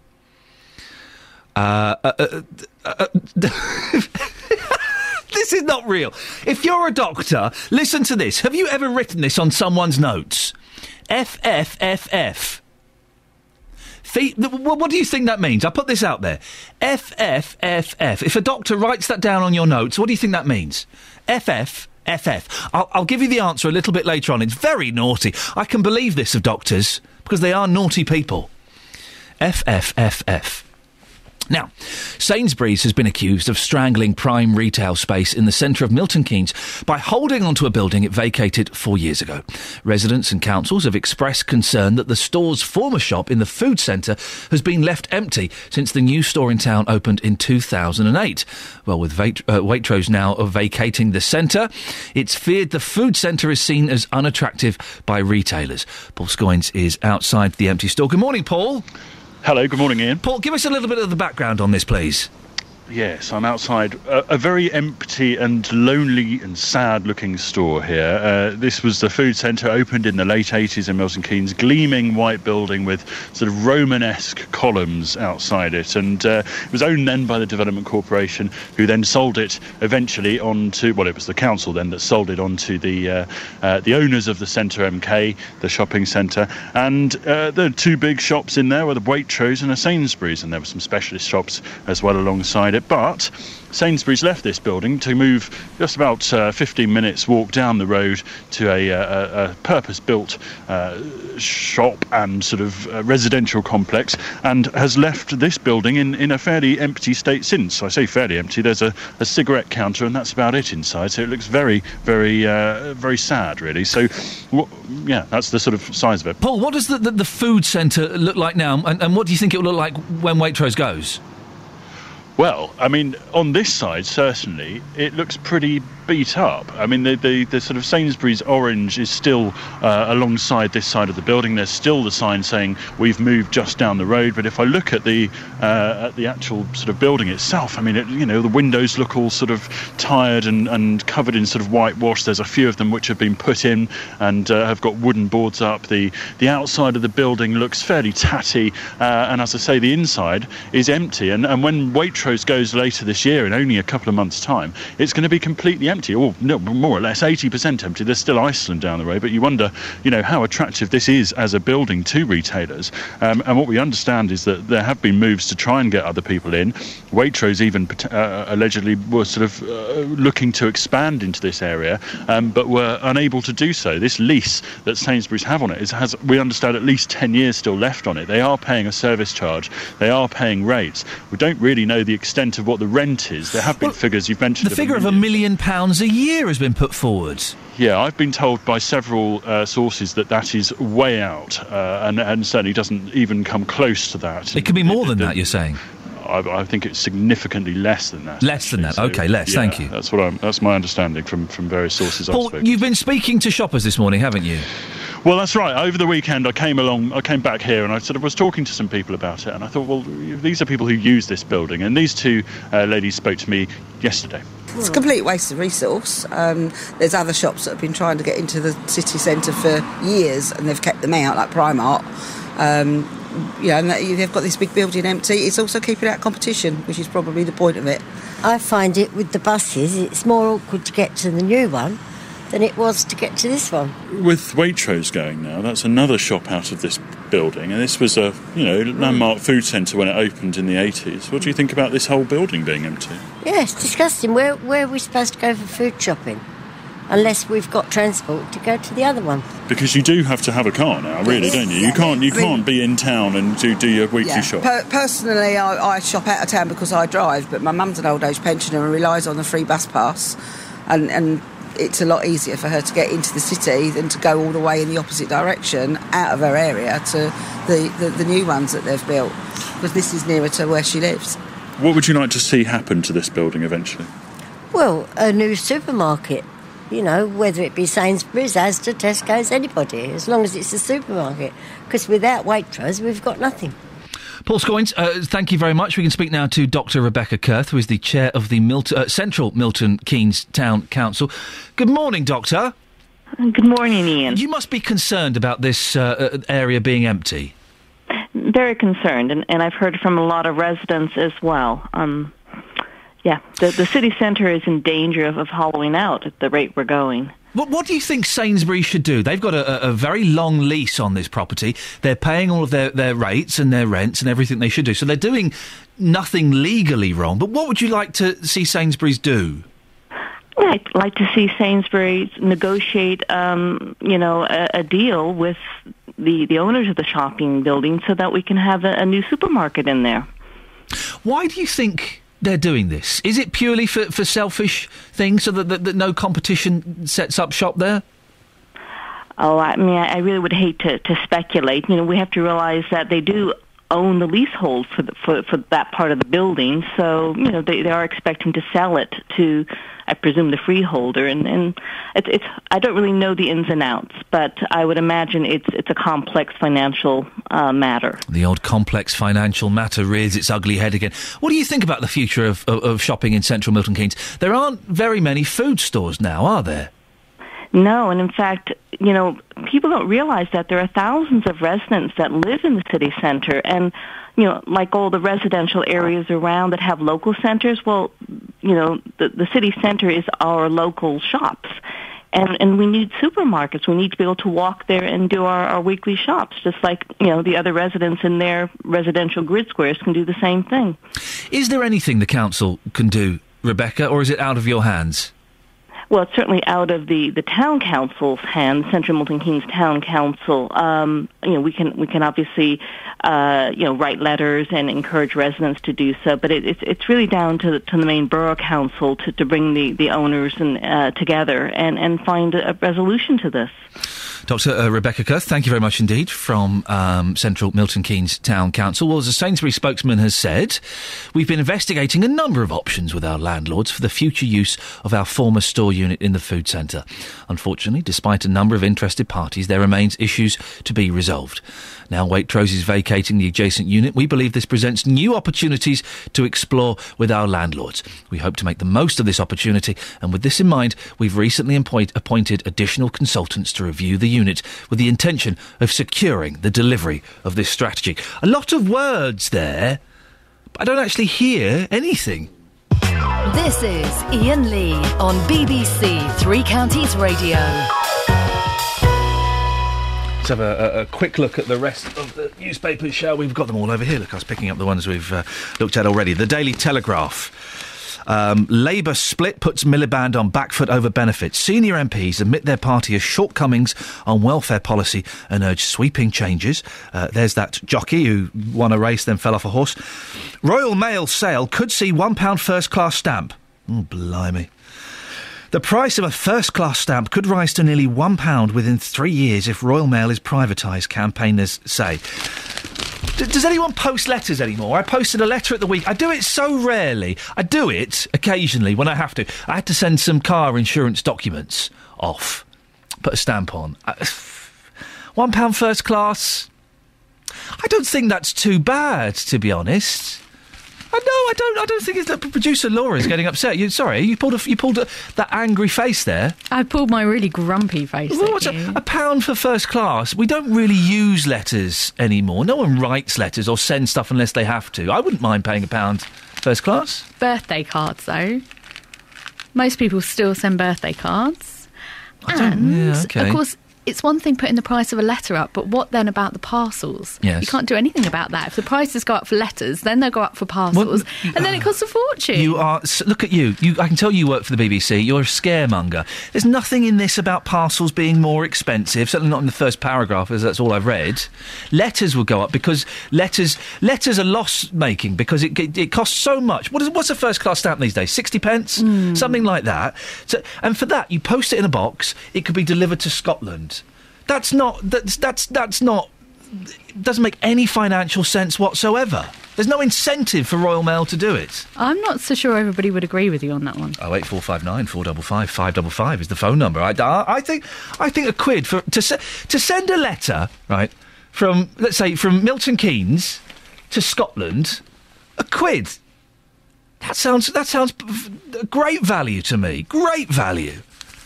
And no one sends letters anymore. We do it so infrequently now. 08459 455 555 is the telephone number. You'll be hard...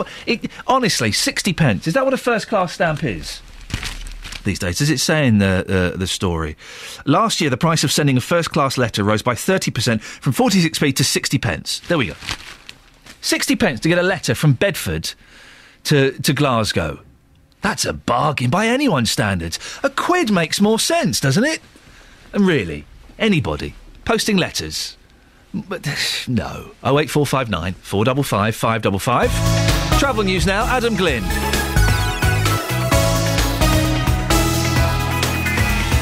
Beds, Herts and Bucks travel. BBC Three Counties Radio. The M1 still looking slow southbound from junction 13 at Bedford to 11 at Dunstable, though not as slow as it was even 15 minutes ago. Of course, we did have the reports of the accident around junction 11 earlier.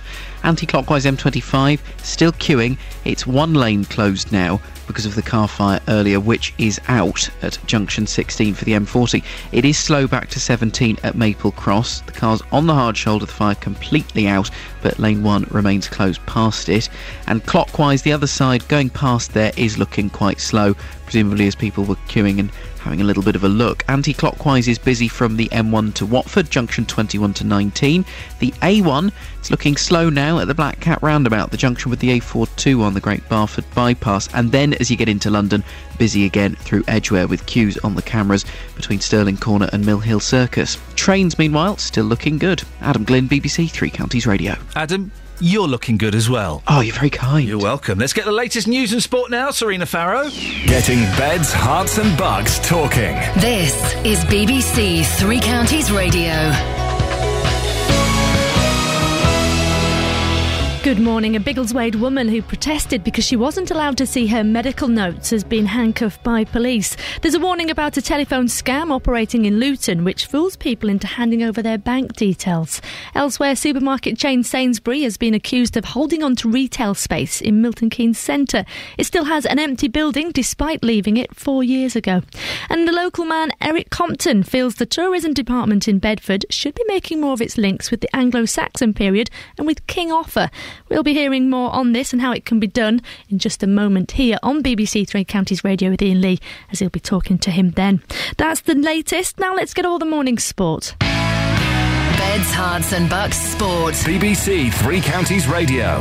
After Saturday's goalless draw at home to Championship leaders Cardiff, Hornets boss Gianfranco Zola says his side is in a comfortable position ahead of their next match on the road to Peterborough. You can't afford to make any mistakes because we might take advantage of that. So that's what I'm looking. No pressure on us because we are happy and very pleased with the position we are playing. We are playing right now. We've done everything we could and we carry on until the end, and the pressure is not certainly on us. In League One, hopes for making the playoffs remain slim after MK Dons were unable to get a win. They had a goalless draw against visitors Crawley. Staying with that league, and Stevenage remain unbeaten under the returning manager after a draw against Portsmouth. It did give Borough, though, a second consecutive clean sheet, and Graham Wesley's happy with what he's seen so far. I've been really pleased with their response and their reaction, and particularly pleased with the attitude that they're showing. They're really applying themselves, and there's some very good players at the club. Luton, meanwhile, will stay in the conference next season. It comes after a loss to Gateshead, which puts them mathematically out of reach of the playoffs. The 5-1 loss away to Gateshead sealed the fate. However, assistant manager Terry Harris says the remaining games are still important. These games now have been all about really us having the opportunity to look at the players we have, looking at players that are elsewhere that could come in and be beneficial for Luton Town Football Club. Certainly for us to look at players and also for players to put a case forward for them. Turning to rugby, and Saracens are through to their second Heineken Cup semi-final. It comes after beating Ulster 27 points to 16 last night. BBC Three Counties Radio, more from me at 8. Call 08459 455 555. 08459 455 555. BBC Three Counties Radio. Little brain freeze there for a second. My finger was hovering over the button and I didn't know what to do. Morning, this is Iain Lee, BBC Three Counties Radio. A Luton woman wants to warn you about a telephone scam where people are fooled into handing over bank details. Sylvia Edwards says the scammers asked her to dial 999 to check the call was genuine. She'll be on the show shortly. And King Offa, heard of him? Offa. No. Well, up until Friday, I hadn't either. He was a Saxon king, and it was claimed he was laid to rest in a chapel in the River Ouse, which later flooded.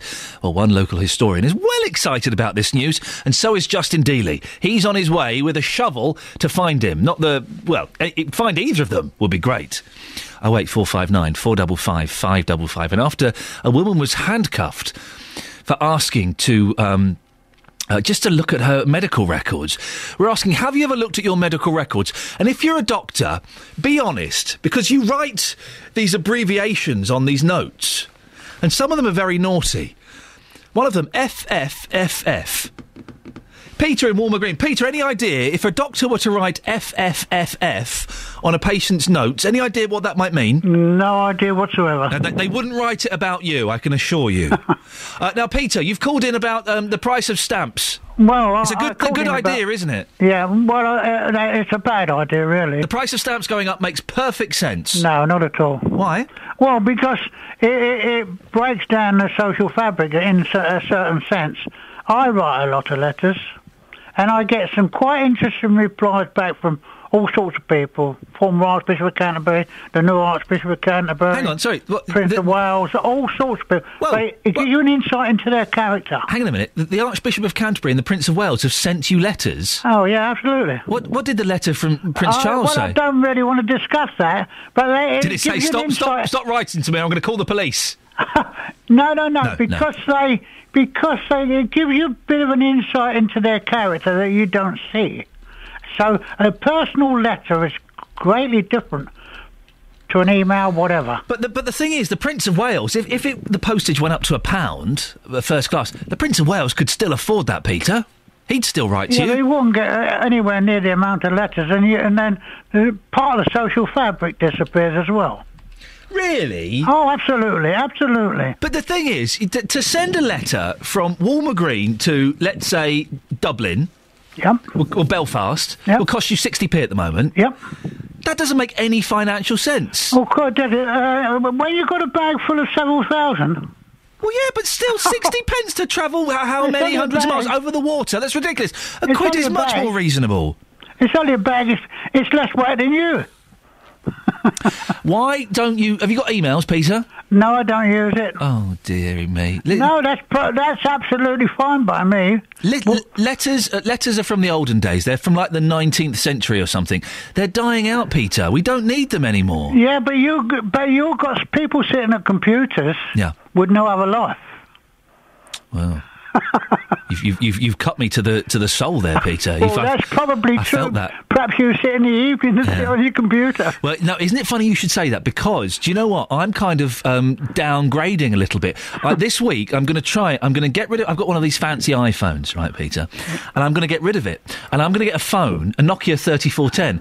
All it does phone calls, it does texts. And that's it. And I'm going to see if I can survive with that for a little while. Well, so in some ways, I'm kind of agreeing with you. We do use computers too much. Goodness gracious me, some people got really sad lives in. Haven't they, Peter? Haven't they? Haven't they getting letters? Go on, what did Prince Charles say to you in his letter? Go on. No. I just... when I get a letter from anyone, as far as I'm concerned, that's personal. Peter in Walmer Green, thank you very much indeed. A letter from Prince Charles.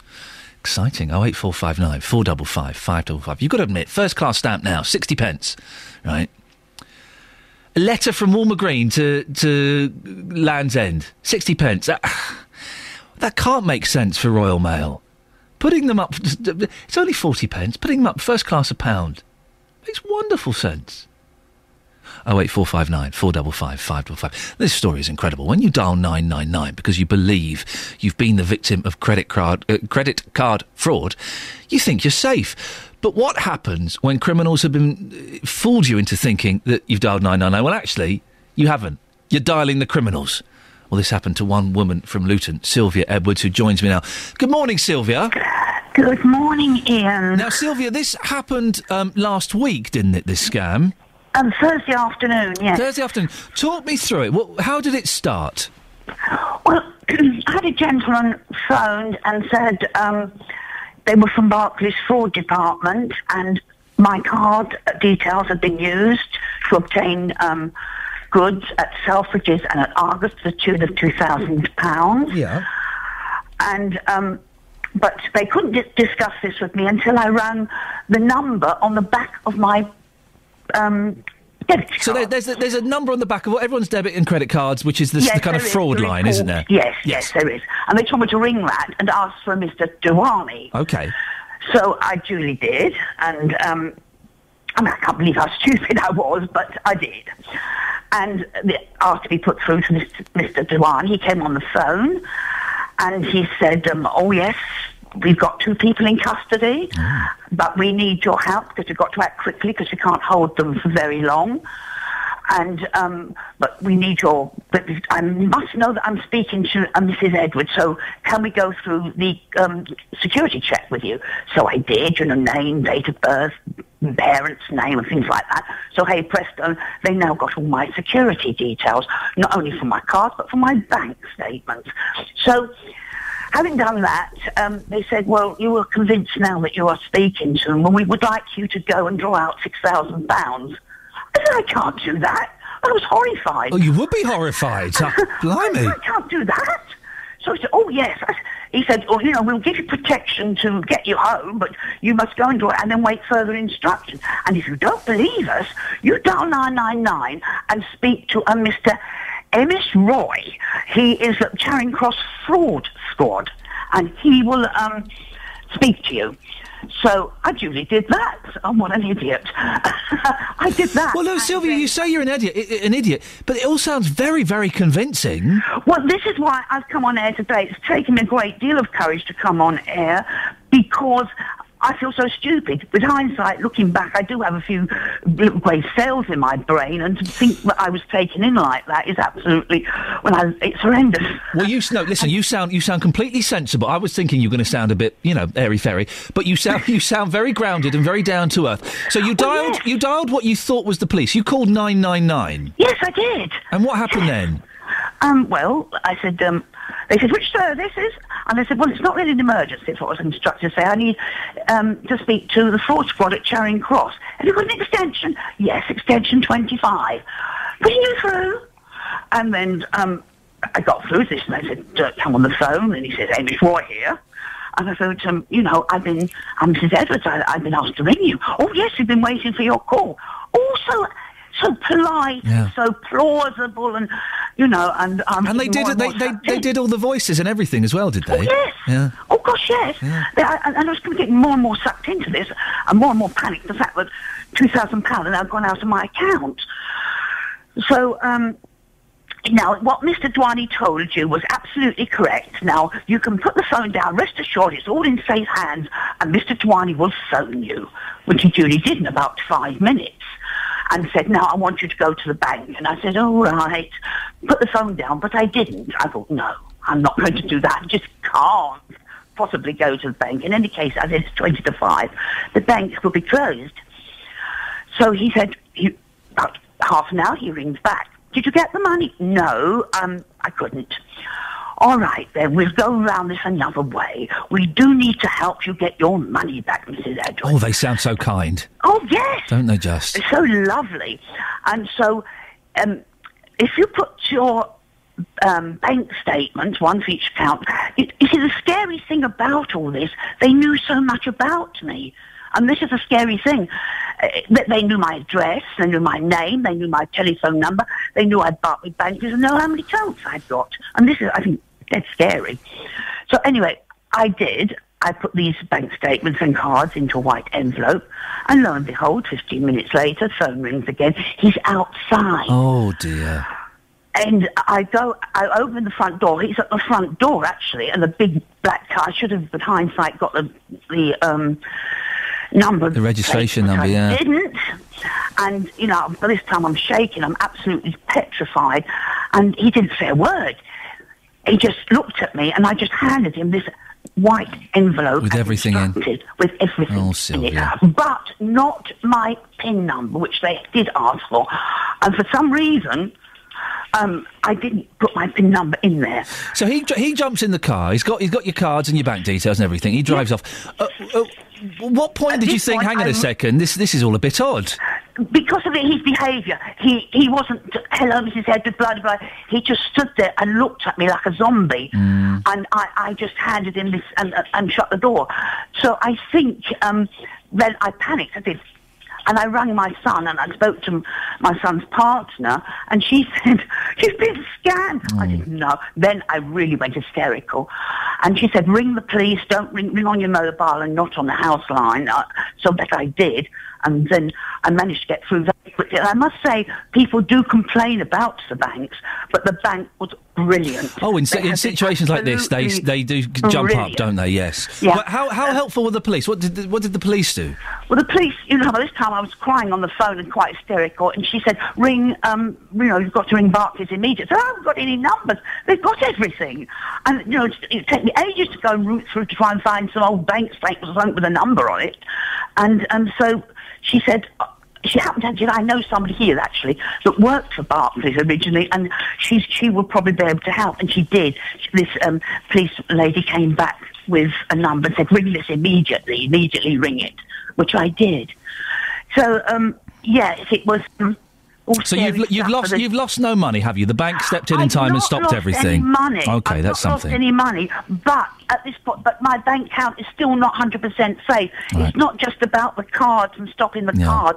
It's the fact that they have got my security details and the amount of inconvenience I've had to go to the bank. Yeah. Because when I rang the Barclays card people, they said, "You must go to the bank first thing in the morning, because yes, we can block these cards and no money's gone out of your account, but they have access to your account. If they ring up, they will clear security because you've given them all the security details." Well, it is a pain, but I know from personal experience that the bank will be able to make your account secure and make sure they can't touch anything. So don't worry.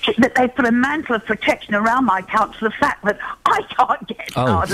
I can't get. I'm having great. Well, maybe it's a good thing, Sylvia, because maybe you're spending too much. Sylvia, maybe so. Sylvia, listen, I appreciate you coming on. I know it's a brave thing to come on, and a lot of people will be listening to this and what I would like grateful. to say to them is the advice that the bank manager gave me: never give your bank details. No bank will ever ring and ask.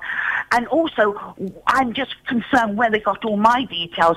I'm very careful. Maybe make sure all your personal stuff is shredded. We'll be speaking to a scam expert later on. I'll ask them. Sylvia, listen, we have to move on. Before I go, can I just ask you one more question?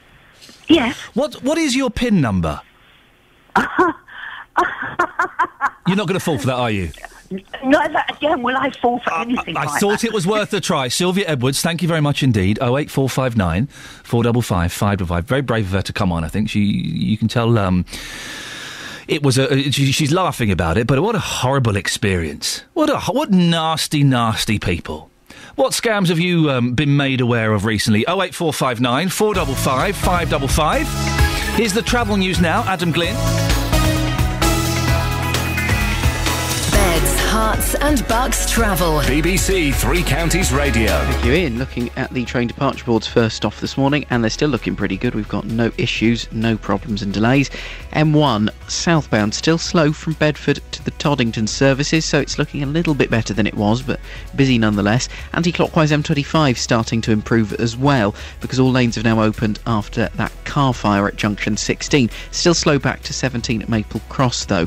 Anti-clockwise also busy from the M1 at junction 21 through to 19 at Watford. The M40 starting to look slow toward London between junction 5 at Stokenchurch and 4 at High Wycombe. If you're driving in toward London on the A1, southbound queues in Edgware between Stirling Corner and Mill Hill Circus. And in Arkley, Barnet Road, the A411, there has been an accident. It's near the Rowley Green Road. Adam Glynn, BBC Three Counties Radio. Adam, thank you very much. Right, 7:47. It's Monday, the 8th of April. I'm Iain Lee. These are your headlines on BBC Three Counties Radio. Police have apologised for handcuffing a Biggleswade woman when all she wanted was to see her medical notes. Supermarket chain Sainsbury's has been accused of holding onto retail space in Milton Keynes Centre, as it still hasn't done anything with its old building, which it vacated 4 years ago. And in sport, Luton are mathematically out of reach of the playoffs, and so will stay in the conference next season.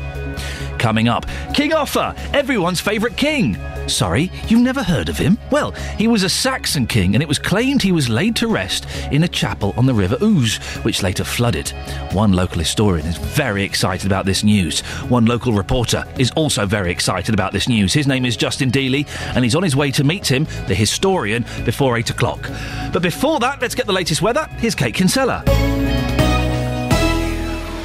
Beds, Hearts and Bucks weather. BBC Three Counties Radio. Well, it's certainly a bit of a different feel to today than we had over the weekend. Temperatures outside at the moment, for some of us, below freezing. So some pockets of frost out there this morning, but slowly the temperature is rising just a little bit. Rather grey, less sun and more wind. So temperature-wise, it's going to struggle today. And even when the temperatures do start to pick up a little bit, it's going to feel a lot colder than it is due to a raw easterly breeze. Now, there's one or two isolated showers around through today. We've already seen a few out towards High Wycombe and Watford, for example, but they're going to come and go throughout the course of the day. A lot of cloud around and temperatures struggling up to 8 Celsius, 46 degrees in Fahrenheit, but like I said, it's not going to feel like that at all. Now, overnight, we'll still have one or two showers around first thing, but it will dry out, becoming dry.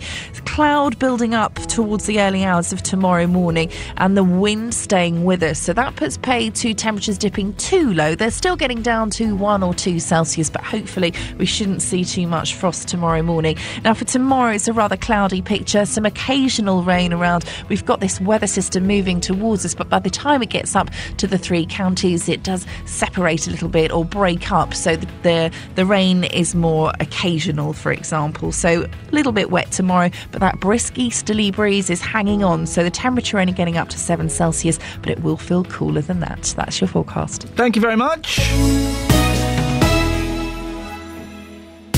Every weekday morning from 9. The JVS Show. With the biggest questions. Today on the Big Phone-In, I'm asking, would you support some dog breeds being removed from this country? Should traffic wardens be more lenient? Would the government be right to drop the minimum price for alcohol? And the biggest opinions. I think the tax is completely unfair. It doesn't matter how old they are or how young they are. They're still your children. It doesn't matter whether it's male or female or what. I'm disgusted with the people that... You should have cut them people off. The JVS Show. Weekdays from 9. On BBC Three Counties Radio. Don't worry, I haven't forgotten. We're talking about medical notes and the abbreviations that doctors write on them.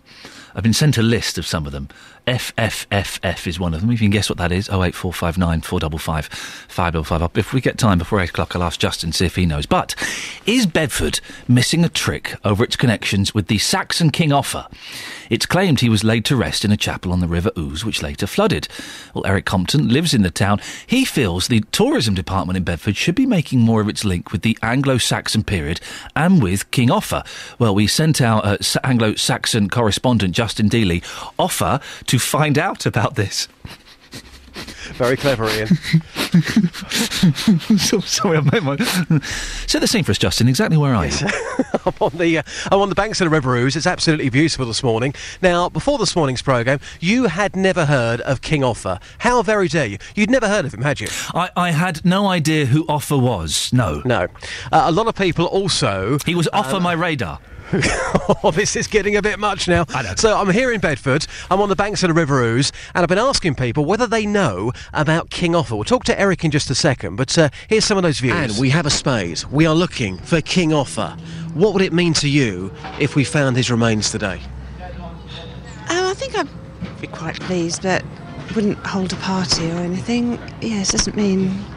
So before this bizarre conversation, had you ever heard of King Offa before? No, I hadn't. No. So you'd be happy, but you wouldn't have a party. Do you think it would boost tourism in Bedford? If it was marketed in the right way, yes. Yeah, it could help.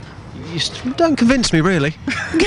I'm trying my hardest. Thank you very much indeed. Have a good day. Thank you, Anne. There is actually a man here who has heard of King Offa. Most people here haven't heard of King Offa, but there is a man here who has heard of him. Sir, can you just repeat your name for us again, if you don't mind? Simon. Simon, you have heard of King Offa? I have heard of King Offa. What do you know about him? No, not a lot beyond having heard of him. Okay. So you're here at the rowing club. If your rowing club was dug up to look for King Offa, can you tell me how that would make you feel? As long as we were given somewhere else to live while we dug it up, that would be fine. Okay. So you have heard of him, that's one thing. Have you ever heard of King Offa, madam? No, sorry. I mean, if we found him today, would you maybe hold a party? Would you be excited? Don't even know who he is, so no. You don't care in the slightest about King Offa? Don't even know who he is. Apparently he would boost tourism, it'd make you feel proud to live in Bedford, but clearly that's not the case, is it? No, I've sorry. got a spare spade. Do you want to come and give us a hand? No, it's all right, thanks. Okay, thank you. There you go, Ian. So people like yourself haven't really heard of him, and they're not willing to come with us with the spades and try and find him. I've got a couple of guests here live at the radio car by the River Ouse. One of those is Eric Compton. Eric, thank you for your time. You're live across Beds, Herts and Bucks. Who was King Offa, very briefly, and why was he so important? King Offa was the greatest king of Mercia. He ruled nearly 3/4 of England. He met Charlemagne. He fought numerous battles. His wife, Cynthritha, she was the abbess of a monastery in Bedford, which actually stood on prior to St Paul's Church now. Yep. And he's expressed his desire before he died in 797 he wanted to be buried in Bedford. Eric, what would it mean to you if his remains were found here in Bedford? Everything. I mean, because already the world is over the discovery of the remains of Richard III at Leicester. And now Bury St Edmunds are looking for the remains of King Edmunds in Bedford. This is what it wants. OK, your son's here as well, Richard Compton. Richard, again, thanks for your time this morning. The historians at St Albans Abbey, they're doubting this Bedford connection, aren't they? What's your thoughts on that? Doubting the Bedford connections? Well, the thing is that there's no doubt about it, right? With all the historical facts and evidence that King Offa was buried in Bedford, there's no doubt about it. Matthew Parish, who wrote the Chronicles of St Albans Abbey, basically said that is buried here. There is strong evidence here. It's just a matter of finding it. Richard, do people really care? I think basically, right, history has gone downhill in one way or another, okay, but this is one way to invigorate, especially something for his town. There's no doubt about it. You know, I've done enough research now to look into getting maybe like a diving team involved. Let's have some action now. Let's try and put something a bit positive into town. Let's bring back history, the history mark of Bedford again. But realistically, a couple of final questions for you. Realistically, how long would it take to find the remains of King Offa? Because we're talking here about a big job, aren't we? We are talking a very big job, though, but we have to start from somewhere. It's like anything in life, okay? We need to put the investment into it. Let's try it. Let's see what's out there. Let's try and gain the evidence. You know, we have to be positive about it, and I think it's a great start. The overall media impact is quite strong regarding King Offa. So let's just do it. You know? OK, and just lastly, this is a point that Iain raised earlier on. A lot of controversy recently about these proposals for the Bedford Riverside development. Of course, just over there to our right-hand side. Is this some sort of ploy to say King Offa is here, we need to dig up the area, so if that goes ahead, that means that the Riverside development will be halted? Am I being a bit cheeky with that question? I think what you just said, Justin, is actually very true in some ways, you know, but we have to try and override this in some ways, and you know, this is a real king we're talking about here, okay, and it's a strong importance. I support my dad. My dad was actually on Three Counties Radio over 10 years about this. Yeah. So let's just move it forward and let's sort of try and override what Bedford Council have to say and look ahead. Got to leave it there, gents. Thank you very much indeed for your time. Eric and Richard Compton, they are passionate. We didn't really get an answer to that last question. Would this halt plans for the development that was being built there? Well, it quite possibly could, in terms of halting the plans. If, for example, you had firm evidence that King Offa was buried here, around this area, do you honestly think it would halt the plans for those developments here in Bedford? Yes, definitely. But we are talking about a royal king. There's no about it, okay? I know that it may halt plans for having a cinema in particular, okay? But this is the most strongest historical, if we come across, let's say, King Offa in Bedford, how can you get more stronger than that? I mean, it's a royal king. It's a yes then, Ian. There you go. It's a royal king. Yes. I didn't realise it was one of those royal kings that we hear so much about.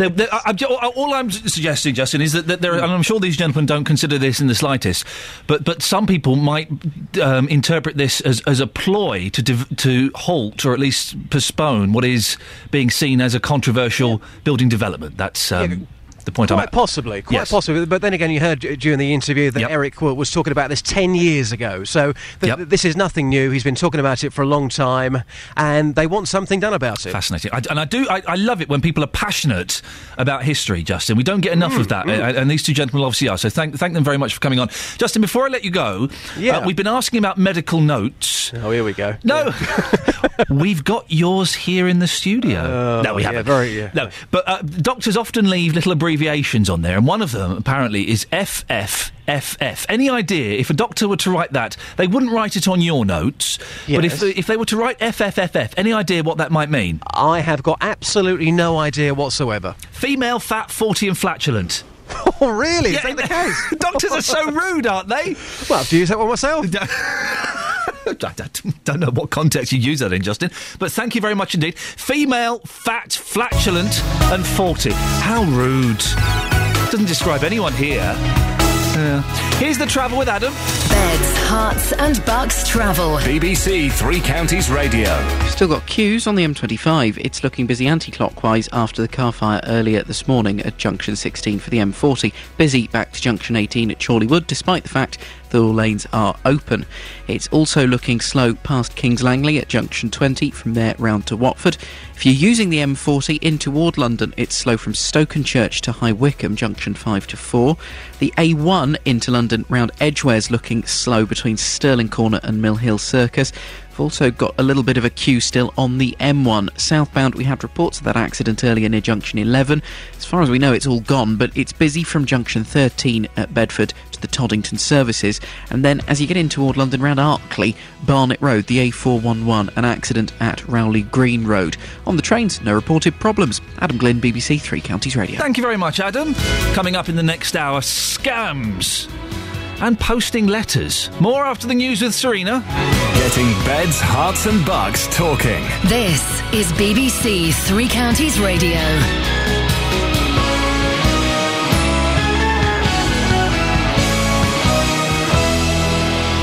Good morning. The headlines. Bedfordshire woman gets apology from police. Luton pensioner duped by sophisticated scam. And concerns over empty shop in Milton Keynes. BBC Three Counties Radio. Bedfordshire Police has apologised to a Biggleswade woman for handcuffing her. She was at the time protesting because she wasn't allowed to see her medical notes. 67-year-old Mary Kurzwell went to the town's health centre in order to check for corrections after a mix-up with another patient's details. But she wasn't allowed to see her full record, so she then had a sit-in protest. Bedfordshire Police, though, have since admitted it could have acted in a less intrusive manner. And stay listening, as we'll be hearing from Dr. Philip Hobson, who'll be speaking to Iain Lee here on BBC Three Counties Radio shortly after this bulletin. In other news, supermarket chain Sainsbury has been accused of holding on to retail space in Milton Keynes Centre. It still has an empty shop it vacated 4 years ago. It's feared the store's former shop, the food centre, is seen as unattractive by retailers. Well, these shoppers say something needs to be done. Complete waste of resource. There's other shops that have been trying to get into the city centre for years and they've kept them out, like Primark. And they've got this big building empty. It's also keeping out competition, which is probably the point of it. I find it with the buses, it's more awkward to get to the new one than it was to get to this one. Well, Sainsbury's says it's been investigating a number of options for the future use, but there are still issues which need to be sorted first. Milton Keynes Town Council, however, says it's having a detrimental effect on the local economy.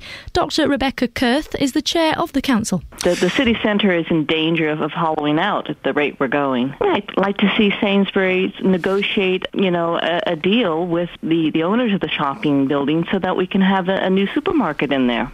Now, a Luton woman is warning people about a telephone scam which involves people handing over their bank details. Sylvia Edwards says the scammers asked her to dial 999 to check the call was genuine. However, she ended up speaking to the fraudsters themselves and not the police. But the situation only got worse, as she told Iain Lee earlier this morning. I put these bank statements and cards into a white envelope, and lo and behold, 15 minutes later, phone rings again. He's outside. Oh, dear. But this time I'm shaking. He just looked at me and I just handed him this white envelope. With everything in? With everything Oh, in Sylvia. it. But not my PIN number, which they did ask for.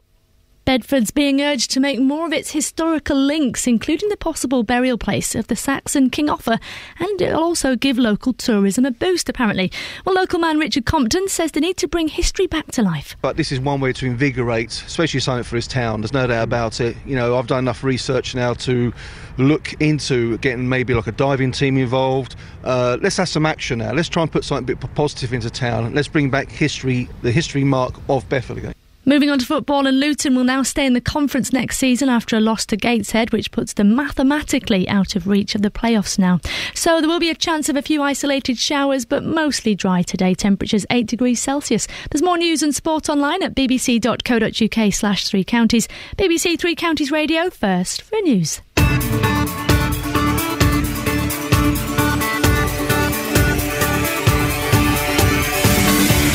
Dear listener, this is Iain Lee, BBC Three Counties Radio, inspired by the little bit of sunshine we had at the weekend. Yes, it was cold, but it was bright and cold. I think things may be turning. They may not, but I'd like to think they are. Coming up between now and 9 o'clock, Bedfordshire Police have apologised after a woman was handcuffed for demanding to see her medical notes. I'll be speaking to a doctor to find out what rights you have to see your own notes. A Luton woman has come onto this show to warn you about a new type of scam. She doesn't want other people to fall victim to the same trick. It involved her calling 999 and scammers then turning up at her front door. You'll hear her story in about half an hour. And we'll also find out why Sainsbury's in Milton Keynes is holding onto a building it vacated 4 years ago. And stamps might go up to £1 for first class. I don't see any problem with that. I mean, no one writes that many letters. And for the service you get, £1 seems perfectly reasonable to me. Facebook.com/BBC3CR. You can give me a call, 08459 455 555. BBC Three Counties Radio. A 67-year-old woman who was handcuffed for demanding to see her medical notes has received an apology from Bedfordshire Police. Mary Kurzweil went to Biggleswade Health Centre to check for corrections following a mix-up with another patient's details. But what rights do you have over your own medical records? Dr Phil Hobson joins me now. Good morning, Dr Phil Hobson. Good morning. Doctor, if I wanted to see my medical records, can I just storm into my local surgery and demand to see them? How does it work? In effect, you can. The law changed about 15 years ago, and patients had the right to see and read their medical records for the previous 10 years. So if we take that from now, you are quite within your rights to look at your medical records going back about 25 years. Wow. And why did that law? Because up until 15 years ago, when that law changed, they were private, weren't they? They were the doctor's own possession. Yeah. The medical records are still the health authority and Department of Health. They are the owners of the records. Right. But patients are allowed to see them. There is a small fee if you want to charge it. Right. I don't think any doctors would do. It's about £10. The only thing they can't do is they can't take the medical records away from the surgery. Right. They've got to read them in the surgery. And a lot of the records are now electronic ones. So what I would normally do is if a patient asks to see his or her medical records, I would give them the old written records and they can look through them. Even past 25 years, they can look longer. And we would give them a printout of the electronic ones that they can look at. Now, they don't have to actually sit with the doctor and go through it with him, though. They've got to read them for themselves. And if they've got any queries, then they can raise those questions. Why do people ask to see their records? What reasons do they give? Very rarely, actually. I've only been asked by a patient to see their records on about 6 or 7 occasions in the past 20, 25 years or more. So I think they're more concerned that something has been written in those records that is not true, or they're concerned, if it's a younger patient, someone over the age of 16, if there's anything in those records that they wouldn't want their parents to see. Usually a young girl that's perhaps on contraception, which doesn't matter much these days, or had a termination of pregnancy, and parents don't know. Could I get something taken off my record if I was unhappy with it? No. That stays there, that's permanent? Yeah. The reason that Mary Kurzweil, the lady in this story, wanted to check her records is because she believed there'd been a mix-up with another patient. Does that... I know it doesn't happen very often, but can that happen? It can happen, yeah. It's more likely to happen now where doctors change so readily. In my day, you stayed with a practice for 30 or 40 years, but now doctors are changing all the time, and some only stay 3 or 4 years. So they don't know the patients, so it's quite easy to have someone with a similar name, and you put something on those records, and it's not that patient at all. Who else gets to see these records? Is it just the doctor and the patient? The doctor and the patient, strictly speaking, or a solicitor. If there's some claim for anything, a solicitor can, with the patient's permission, ask for a complete copy of the medical records. They don't get the original ones, but we photocopy all the records and send them to the solicitor. Can I ask you a question? Just go off on a slight tangent. I've moved recently, and I'm trying to join a new doctor's surgery, and obviously you have to take in some proof of where you live. And I took in my driving licence, which has got a photo of me and my address, and the lady behind the counter said, "Oh no, we can't accept that because they're too easy to forge." And I said, "Well, what would you like?" She said, "Oh, we need a bank statement or a bill." We would never ask that. My practice works up in Nottinghamshire. We would certainly never ask for any ID at all. We would just take the patient's word for it. Oh, really? And also, I'd have thought driving licence one of the hardest things to forge. Are you aware? I've heard legend of these, Doctor, from other doctors, of the acronyms that doctors write in notes that can sometimes be a little bit rude about patients. Are you aware of these, or is this a myth? No, it isn't a myth at all. But that's changed now. Right. Because with patients having access to their records, we don't write those now. A typical one was FAW, meaning F all wrong, when you examined a patient. Thank you for censoring yourself there, Doctor. I appreciate that. But I've not tended to write that now for several years. But would you have written that in the past? You could have described someone as an FAW? Yes. You're so naughty. And doctors were aware of these, and it was kind of a common language. Did you have like a module when you were at doctor training school or something where you learnt all these? Yes, some of our consultants who were our teachers used to use them all the time. Wow. So we picked them up. It depends on the medical school, I think. Yeah. But you've stopped using those now that people have access to their records? I never use it now. Excellent stuff. Well, Dr. Philipson, I do appreciate you joining me. I appreciate your honesty, and I appreciate you censoring yourself there. FAW. I shan't explain what it means again, but that's a... Oh, that's made me laugh. 08459 455 555 is the telephone number. Have you ever asked to see your medical records? I'll be honest, I'm kind of tempted to have a look now. I'm sure that my doctor at some point would have written FAW about me. I'm kind of tempted. Yes, super lols at that. Thank you very much. 08459 455 555. We're also talking scams this morning after one lady. It was an incredible scam. We'll talk more about her a little bit later on. I've been asking you what scams have touched your life, and have you ever fallen for them? Well, Margaret's from Milton Keynes. Good morning, Margaret. Good morning. What scams have you been made aware of? Well, I got an email from NatWest trying to persuade me to internet banking, and I'm very much against that. I had a conversation with the NatWest Bank previously already, about a year ago. Yes. And the lady tried to put me onto it and show me how to get all my bank statements from the internet and everything like that.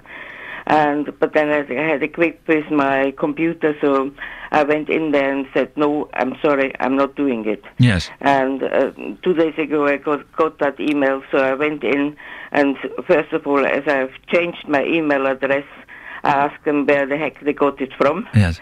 And then not to send me any more of that. And Yes. she said, we never send emails as far as internet banking is concerned. We never send any emails. It's all done by letter. And it looked convincing, did it, Margaret? It looked very convincing, yes. You do think, obviously, you were sensible enough to call up the bank, but it does make you think that then... And if I saw an email from my bank, I'd dismiss it instantly. I went into that email, but Yeah. I mean... I'm total ignorant about internet in any case and things like that. So I just discarded it afterwards. Margaret, can I ask you a question? And you don't have to answer this if it's too personal. You have the most wonderful accent. Where is your accent from? Well, what kind of accent do you think I have? That's a very good question. I was trying to think. First of all, I thought it was a little bit Greek, but it's not Greek. No, it's not Greek, no. It's... Ukrainian? No. I don't... Polish? No. It's not Italian? It's Austrian. Is it Austrian? Yes. I would never have guessed that in a million years. But with a mixture of Scottish. How? I hadn't picked up the Scottish until you said Scottish, and then that came across. How come there's a mixture of Scottish in there as well? Did you spend some time there? No, my husband was Scottish. And so you picked up a bit of accent from him, did you? Yes. It sounds marvellous, and it's wonderful to hear such a rich accent this morning. Margaret, thank you so much for coming on. That's all right. Margaret from Milton Keynes. Now she said there's Scottish in it. That's all I could hear was the Scottish. When she said that's all right, that was a full-on Scottish accent. I would never have guessed Austrian. Wonderful. Wonderful. 08459 455 555. Quick look at the other three papers that we've not looked at. The Daily Mail. What an insult to Christians. I can't even be bothered to read that story. I'll read a bit. Druids, vegans and green activists should be given special treatment at work according to lunatic advice from the Equalities Watchdog. OK. The Daily Express. Proof statins save your life. New research shows benefit of Wonder Drug. And Amanda Holden is having a fight with Mumsnet. Don't fight Mumsnet, Amanda. You can't win. And The Sun, there's a picture of a lady with huge knockers on a bicycle. And prison exclusive at last. Philpott is forced to work. Job as jail Mr. Mop is first in 10 years. There we go. 08459 455 555 is the telephone number. Right, travel news now. Adam Glynn. Beds, Herts and Bucks travel. BBC Three Counties Radio.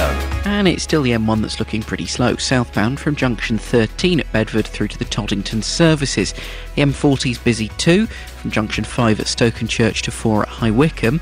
And if you're joining the M25, expect a queue anti-clockwise. We've got busy traffic building from junction 20 at Kings Langley round to 19 at Watford, and then from 18 at Chorleywood through to 16 at the M40. That not helped, of course, by the car fire at junction 16 earlier this morning. Everything reopened about 7:30, but traffic hasn't really eased off particularly. Heading in toward London in Edgware, there are queues on the A1 southbound between Stirling Corner and Mill Hill Circus, and an accident in Arkley along the Barnet Road, the A411. That's near the Rowley Green Road junction. Looking at the train departure boards for you this morning, and things are still looking pretty good with no major problems or delays reported.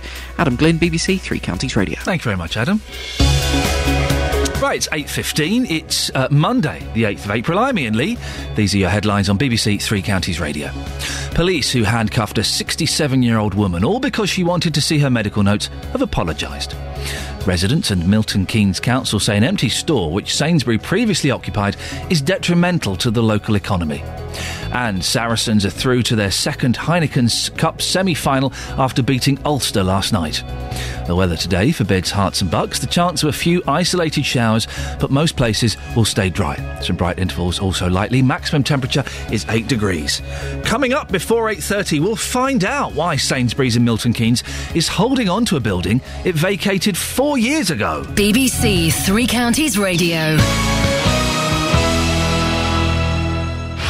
BBC Introducing. BBC Introducing is your chance to hear unsigned, undiscovered and under-the-radar music on BBC Three Counties Radio.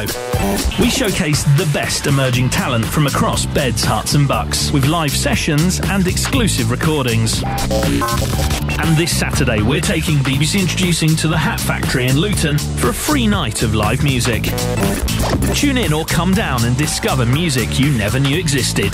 BBC Introducing this Saturday night from 8 on BBC Three Counties Radio. Jonathan Vernon Smith. Taking a fashion tip from Justin Dealey this morning. Yeah, that's right. Look at you. No, your buttons down to your navel. I'll level with you. This shirt has always got this. The way the buttons are placed. Yes. I bought this in South America. It's a gorgeous shirt. Yes, but the buttons... Pale blue, baby blue. ...have been placed in a certain way where you either have it done up too high, so you look like a schoolboy, or you have it done too low, tiger, and you show a little bit of man boobage. Yeah, look at you. It looks good. I didn't realise you were so hairy. Down there. Oh my God. No, I didn't realise. I thought you might be a waxer. You don't wax. You thought I was a wax? I thought you might be a waxer because you're so well groomed. And as you've pointed, the first thing you came in and pointed out my bedhead, which is fine. You would never have bedhead, and I thought you'd be a waxer. But you've gone for the dealie, and I've got to be honest. You wear it better than he does. I wish he'd do some of his buttons up. He disgusts me, Justin did. He really disgusts me. Does he disgust you? No, of course he don't. Oh, he's a deviant. Why is he disgusting? Wandering around with his shirt half done. All right, girl, make me a cup of coffee, girl. Look at me look at my nipples. He's really very... Did I tell you about the time he and I came out of that bar in Harpenden? You've never told me this. No, pen's going on the table. I'm listening. He was wearing one of his low-cut tops. He does dress funny, with a jacket. He won't be listening to us now. He's digging for a dead king. He was showing so much chest, and we came out of this pub, and this bloke standing there having a cigarette. He turned to Justin and he said, "Is it fancy dress or is that a lady's top?" And it probably was. Justin was mortified. He was absolutely mortified. You reminded me of the best insult I've ever had. It was wearing this jacket. I'm wearing a green... Would you describe this as a bomber jacket, kind of? I don't know. It's a green jacket. It's an anorak. This is not an anorak. It's an anorak. Not a bomber. Look at you trying to sound all... Anyway, I was wearing this green jacket. I may have had... a hat on, I don't know. And I walked past some builders with my wife. My wife is hot. And these builders were doing the thing that builders do when women walk past. It was horrible. It was all sleazy. And one of them nudged one of their mates and went, "Well, look at that." And I turned to them, I said, "Excuse me, fellas, I'm here. This is my wife. A little bit of respect." And I was walking down the street with my wife, and they kind of stayed there, and we kind of had a little bit of argy-bargy, a little bit of shouting as I was walking away. And I was telling them, "Jog on, fellas, a bit of respect." And this guy turned to me and went, "All right, Glenn Miller, shut up." He called me Glenn Miller. Glenn Miller. And he must have been in his late 20s. I thought it was a very odd... Do I look like the missing airman and band leader, Glenn Miller? Do I? No, I'm going to Google Glenn Miller. You don't look anything like Glenn Miller. I'm going to Google Glenn Miller. Let me just... He wore specs, Glenn Miller. Was he a spectacle wearer? Let's have a little look. You weren't singing the Chattanooga Choo Choo as you walked away, were you? I was blowing on a trombone at the time. There's Glenn Miller. I do look a bit... I've got the same hair. And I smoke cigarettes the same way. Oh, dear, oh, dear. No, Glenn you Miller. don't look like Glenn Miller. Thank you. Thank you very much, Jonathan. I can always come to you for a kindly word. You look like, what's his name, Dingle. Oh, for goodness sakes. What's on your show this morning? Although I probably won't be listening. Have you... why not? That's a bit wicked. Well, I'm not going to listen to someone who thinks I'm a dingle. Talk about the comments from Boris Johnson. I need to have a cough. Can I have a cough? Yeah. I don't think anyone heard that. Sorry, good. We'll cut that bit out. I want to talk about Boris Johnson's comments in today's Telegraph. What's he said? Written a very interesting article. And I'm going to be asking from 9, is Boris Johnson right to question the British work ethic? There's this interesting column. He details a conversation that he had with a British cafe owner who employs mostly migrant workers, and the woman that he spoke to, she blames the schools in this country for not teaching our youngsters that they'll have to work hard in order to make the money. Apparently children are taught, oh yes, you can earn lots of money, but they're not taught you've got to work really hard for that money. And she said that's why 90% of her workers are from abroad, because they come here with a hard working ethic. Yep. From 9 this morning, I want to hear your views on this. Do you think Boris Johnson is right to question the British work ethic? Is that a fair comment to make? Or do you think it's really unfair? And many British people, particularly young British people, they do have a very good work ethic. They do really want to work as hard as they possibly can from start to finish. Or are they always looking for an opportunity to skive? Is that something rather British? I think it is. Whenever British people get the opportunity to clock off work 5 or 10 minutes early, they can't wait. They're out the door, aren't they? I had Polish builders do up my house, okay? And I got a lot of flack for getting Polish people in. They gave the best quote, and they were wonderful. They turn up at 7 every morning. Some nights they were there at 7:30. But I thought, OK, I'm going to get some British builders in, one to install a window and one company to install a floor. I wish I hadn't bothered. The people that come and laid the floor, they turned up 10:30 in the morning. They left at 3:30. Took them 2 days to do it. And on the second day, I saw them going, and they hadn't put all of the furniture back like they said they would. I went, oi! Oi! And they came and did it. Oh, if we have to. Can you not get... One of them said, can you not get the Polish fellas to do this? I said, no, I can't get the Polish fellas to do this. So my encounters have been disappointing. Well, from 9 this morning, I want to hear your view. Is Boris Johnson right to question the British work ethic? 08459 455 555. We'll discuss it on the big phone-in. This is Iain Lee on BBC Three Counties Radio. 08459 455 555 is the telephone number. Excuse me, I've got to play one of these again. On FM, AM and online. BBC Three Counties Radio. Sorry, Jonathan made an inappropriate gesture as he left the studio, and it just caught me off guard there. Now, Sainsbury's has been accused of strangling prime retail space in the centre of Milton Keynes by holding on to a building it vacated 4 years ago. Residents and councils have expressed concern that the store's former shop in the food centre has been left empty since the new store in town opened in 2008. With Waitrose now vacating the centre, it's feared the food centre is seen as unattractive by retailers. Well, Conservative councillor David Hopkins is deputy leader of Milton Keynes Council and in charge of enterprise. Morning, David. Good morning to you. David, what effect is this having on this part of Milton Keynes? Well, it is undoubtedly it's having a negative effect on part of Milton Keynes. The food centre was an integral part of the initial design. Since Sainsbury's moved out, it has looked rather sad, there's no denying, and we'd be very keen to work with the owners of the shopping centre to fully integrate that part of the centre into the overall scheme. Do we know why Sainsbury's are leaving that plot vacant? They're paying the rents and the rates, they're doing nothing illegal, but it seems an odd decision to make. Do we know why they're doing it? Well, I've not had personal conversations with Sainsbury's, but one would imagine they're doing it because they've opened a new site, a very successful site in a different part of the city, and I presume it's worth their while to keep the other site, their former site, unoccupied to prevent levels of competition. And what's the council's view on that? That a supermarket giant like Sainsbury's could effectively kill off part of the town just for their own selfish interests? Well, that's putting it in very emotive terms. I mean, it's a commercial decision between Sainsbury's and the owner of the... It's an emotive subject. A lot of people are saying it ruins that part of Milton Keynes. And I would agree with that. And we're working very closely with the shopping centre management organisation, the people who own the centre, to fully integrate the food centre and the leisure plaza, actually, in a scheme which takes full account of the centre moving forward. We want to see great things for central Milton Keynes, and we published our supplementary planning document for CMK in January of this year, and the local parish council producing its own neighbourhood business plan, working with us very closely as well to see that integration takes place. So what is your plan for the food centre? Well, the plan for the food centre is actually a plan for the whole of that part of Milton Keynes. The shopping centre was opened in 1979, as you're aware, and needs now, I think, a degree of refresh. It needs to reinvent itself to become the great competitive part of Milton Keynes that it once was and can be again. So what we're looking to do is to get a plan together which actually integrates that part of central Milton Keynes with the rest of the shopping centre, with the leisure plaza, to make an offering in 2013, 2014, which is very much in tune with what people want and need today. saying.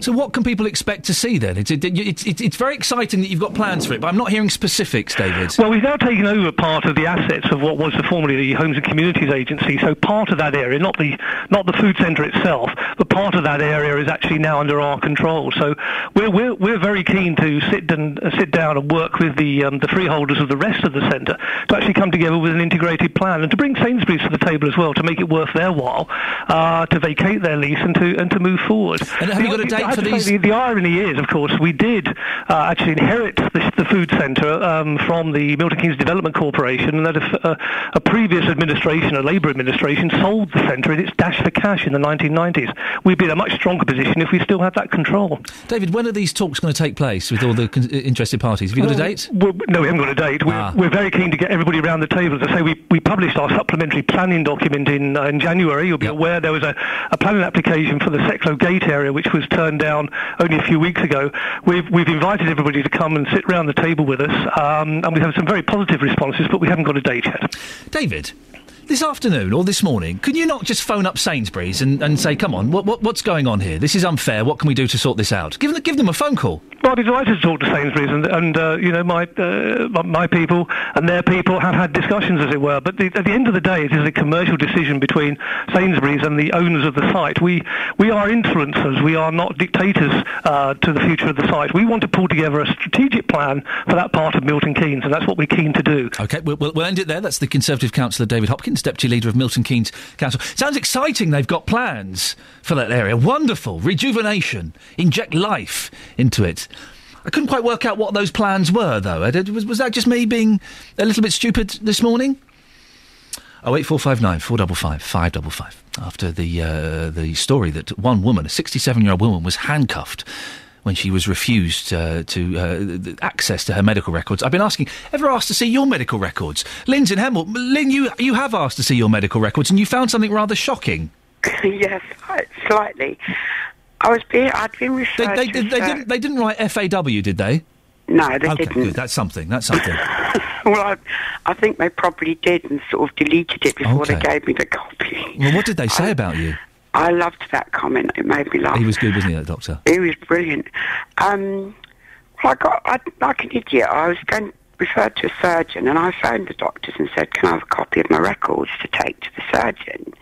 Which on reflection was stupid, because if he'd have wanted them, he'd have asked for them. But I got a printout from the computer, and according to this printout, I've had 2 heart attacks. Excuse me? I've had 2 heart attacks. How are you feeling after those 2 heart attacks?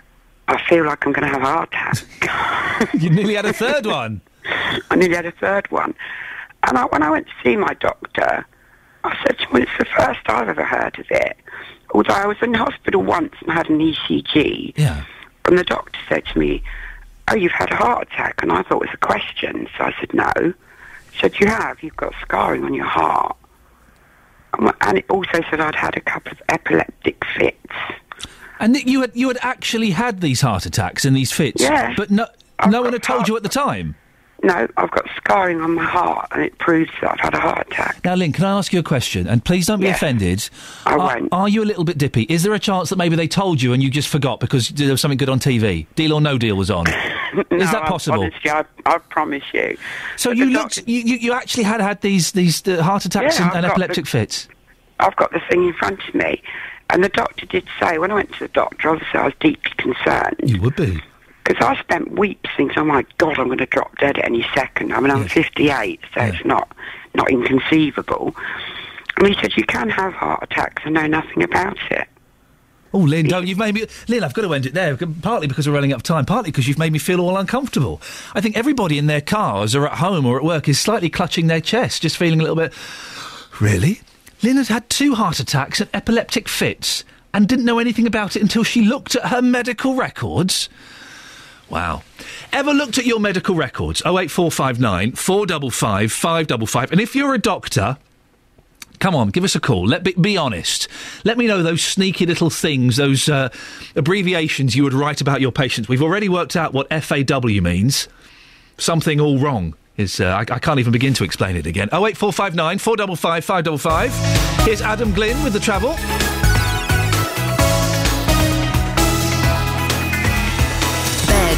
Herts and Bucks travel. BBC Three Counties Radio. The A1 going southbound looking slow at the Black Cat roundabout, so as you come toward the Great Barford bypass, expect traffic to look quite slow. It's busy southbound on the M1 as well, with traffic still not easing yet this morning between junction 13 at Bedford and 12 at Flitwick. Anti-clockwise M25, it's more solid of queue than it was. Junction 20 at Kings Langley all the way round to 15 at the M4. Not helped by that car fire, of course, near to junction 16 earlier this morning. As you get in toward London, queues on the A1 between Apex Corner and Mill Hill Circus. We had the accident in Arkley along Barnet Road, the A411 near Rowley Green Road.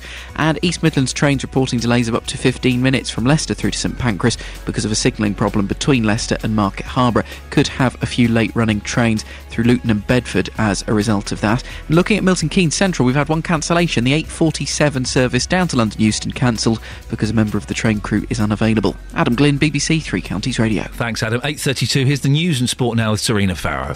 Getting beds, hearts and bugs talking. This is BBC Three Counties Radio. Good morning. Bedfordshire Police has apologised to Biggleswade woman for handcuffing her. She was protesting because she wasn't allowed to see her medical notes. Elsewhere, residents of Milton Keynes Council say an empty store, which Sainsbury previously occupied, is detrimental to the local economy. A Luton woman's warning people about a telephone scam which involves people handing over their bank details. And the Mayor of London is bestowing foreign workers with praise, as some business owners have admitted only employing Eastern Europeans for their hard-working attitude. Well, the JVS show is asking, is Boris Johnson right to question the British work ethic? Stay listening to hear more on this from 9 this morning. That's the latest. Now let's turn to all the morning's sport. Beds, Herts and Bucks Sport. BBC Three Counties Radio. The Watford boss says he's happy they're in a comfortable position ahead of their next match on the road to Peterborough this week. It comes after Saturday's goalless draw at home to Championship leaders Cardiff. Turning to League One now, and hopes for making the playoffs remain slim after MK Dons were unable to get a win at the weekend. They had a goalless draw as well against visitors Crawley. But with the strength of his side, manager Carl Robinson's still hopeful. I think the way we've been this year with these players coming back fit, I had to make changes once again with Pauli because they weren't fit to finish the games off, but the group looks stronger and stronger, and I think they're only going to get better and better. I just don't hope it's not too late. Elsewhere in League One, Stevenage remain unbeaten under the returning manager after a draw against Portsmouth. It does give Borough a second consecutive clean sheet though. And Luton are staying in the conference. The 5-1 defeat at Gateshead sealed their fate. It puts them mathematically out of reach of the playoffs. However, assistant manager Terry Harris says the remaining games are still important. These games now have been all about really us having the opportunity to look at the players we have, looking at players that are elsewhere that could come in and be beneficial for Luton Town Football Club. Certainly for us to look at players and also for players to put a case forward for them. Rugby now, and Saracens are through to their second Heineken Cup semi. They beat Ulster 27 points to 16 last night. And in other sporting news, Manchester United have signed a multi-million-pound deal with a company to name their training facilities. The deal with the insurer Aon is the first of its kind. And the winning jockey in the Grand National, Ryan Mania, is to have a precautionary scan in hospital. He injured his neck and back in a fall at Hexham yesterday. BBC Three Counties Radio, more from me at 9. Across beds, hearts and bucks, this is Iain Lee on BBC Three Counties Radio. Morning, this is Iain Lee, BBC Three Counties Radio, 08459 455 555. Have you been to the doctors and asked to see your medical records? You can do it. Some may charge you a tenner, some probably won't. I'm keen to have a look now. I'm keen to find out what they're writing about me. They use acronyms. There's little... why is my brain frozen? Abbreviations, that's... You see, who knows what they're going to write about me? Abbreviations, some of them are quite rude. FAW. I can't explain. We kind of got away with it earlier on. It's got a swear word in it. Flip all wrong. There we go. I think I can get away with that. They write that sometimes. If you're a doctor, I want to know what you've written. 08459 455 555. And scams. A Luton woman wants to warn you about a telephone scam. We'll hear her story next. And the Daily Telegraph has suggested on its... lots to cram in the last 30 minutes or so. The Daily Telegraph suggests on its front page that the price of a first-class stamp could rise to £1 within 3 years. The warning comes from the campaign group Save Our Royal Mail. Would it bother you if the price went up, I think, £1 to send a letter from St Albans to Glasgow. That sounds perfectly reasonable. Well, Justin Dealey has been in Bedford finding out. 08459 455 555 if you want to take part. Don is from Wickham. Good morning, Don. Hi, Ian. You've got another abbreviation from doctors, have you? Yes, I have. It's Bundy. Bundy? Yeah. What, is it clean? Can you say it on the radio? It is clean, yes. But unfortunately not dead yet. Say it again. But unfortunately not dead yet. How do you know about this, Don? It was in the news a number of years ago. Maybe that's that, because there was one I knew. Maybe that rings a bell. Maybe that was one I heard of. They're very sneaky, these doctors, aren't they? Absolutely. They must have hated it the day that it became legal for people to ask to see their medical records. Have you ever done it, Don? Have you ever stormed into your doctors and hit the desk with your fist and said, "I demand to see my medical history"? No, I probably wouldn't be able to read it anyway. Yeah, well, they've got the worst handwriting. Don, thank you for that. I'm tempted to do it. Can someone go and do it for us today and report back tomorrow? 08459 455 555 is the telephone number. Now, when you dial 999 because you believe you've been the victim of credit card fraud, you think you're safe. You think you're talking to the emergency services. But criminals are clever enough now to trick you into thinking you're talking to the emergency services. This happened to one woman from Luton, Sylvia Edwards, who spoke to our reporter, Justin Dealey. I got this phone call from this gentleman who claimed he was from Barclays Fraud Department. He told me to look on the back of my debit card and there would be a number of lost and stolen to report, and there was indeed. And he said I should ring that number and ask for Mr. Dewani. So I rang the number and asked Mr. Dewani, and I got put through to this gentleman who said that my card had been used in Selfridges to the tune of £1,000 and also in Argos to the tune of £1,000. But they'd apprehended the people and they had them in custody. So they needed to act quick because they could only hold them for a few hours. So I should go down to my bank and draw out £6,000. And I said, well, I can't do that. And it's now 20 to 5. I said, my bank would be closed anyway. Well, I didn't go to my bank. And I just left it. And they rang back about 5:15. They said, well, have you got the money? And I said, no, the bank was closed. I didn't get the money. And going back, recapping a little bit on it, when I spoke to them in the afternoon, they said that I should dial 999 if I didn't believe them.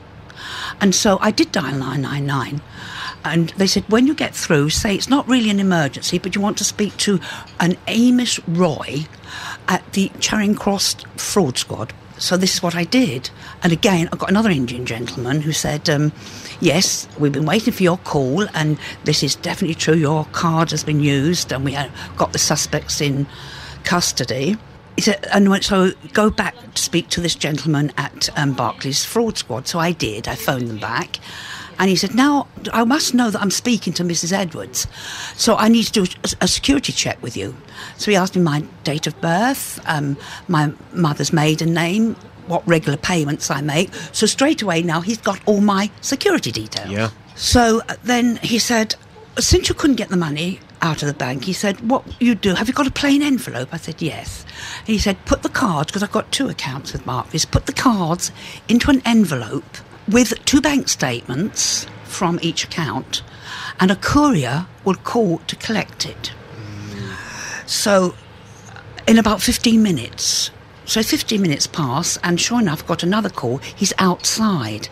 It appeared to be a minicab, and I handed him, with my stupidity, the envelope with my bank statements and the cards. Now, by this point, you were in a panic and Yes, you were I was. dousing yourself. I was. So you phoned your son. You couldn't speak to your son, but you spoke to his partner. What did she say to you? She said, oh, I think you've been scammed.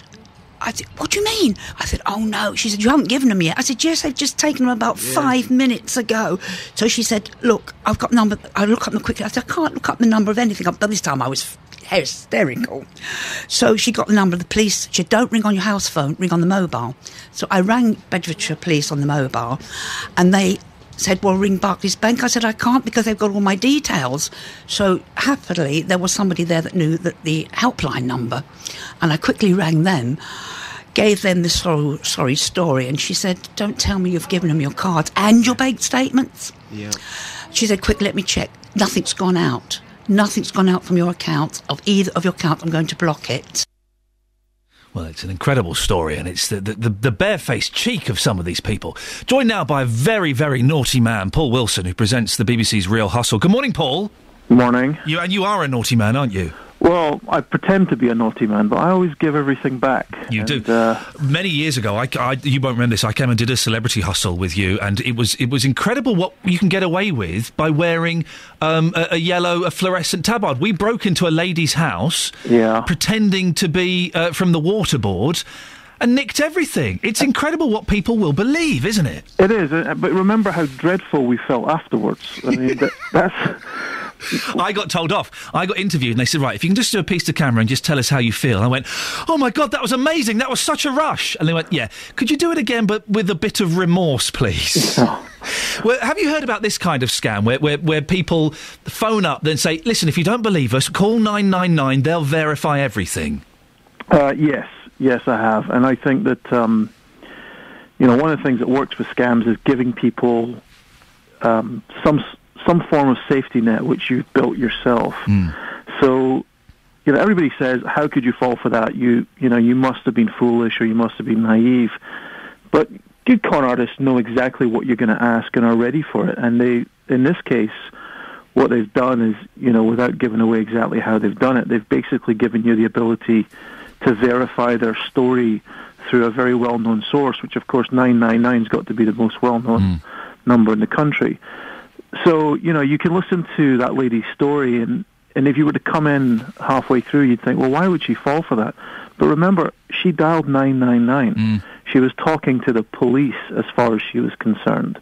But they have intercepted that call, and she is talking still to those same people. And these people are very clever. They really roll out the red carpet. They do all the voices. They pretend they're a receptionist and say, oh, yes, I'll just see if I can find him for you. They play their parts well, don't they? Absolutely, and I keep saying this, I say it every time, we must stop blaming the victim for being a victim of a very clever charade. And you have a lady here, I'm listening to the lady on the phone, she certainly sounds very sensible.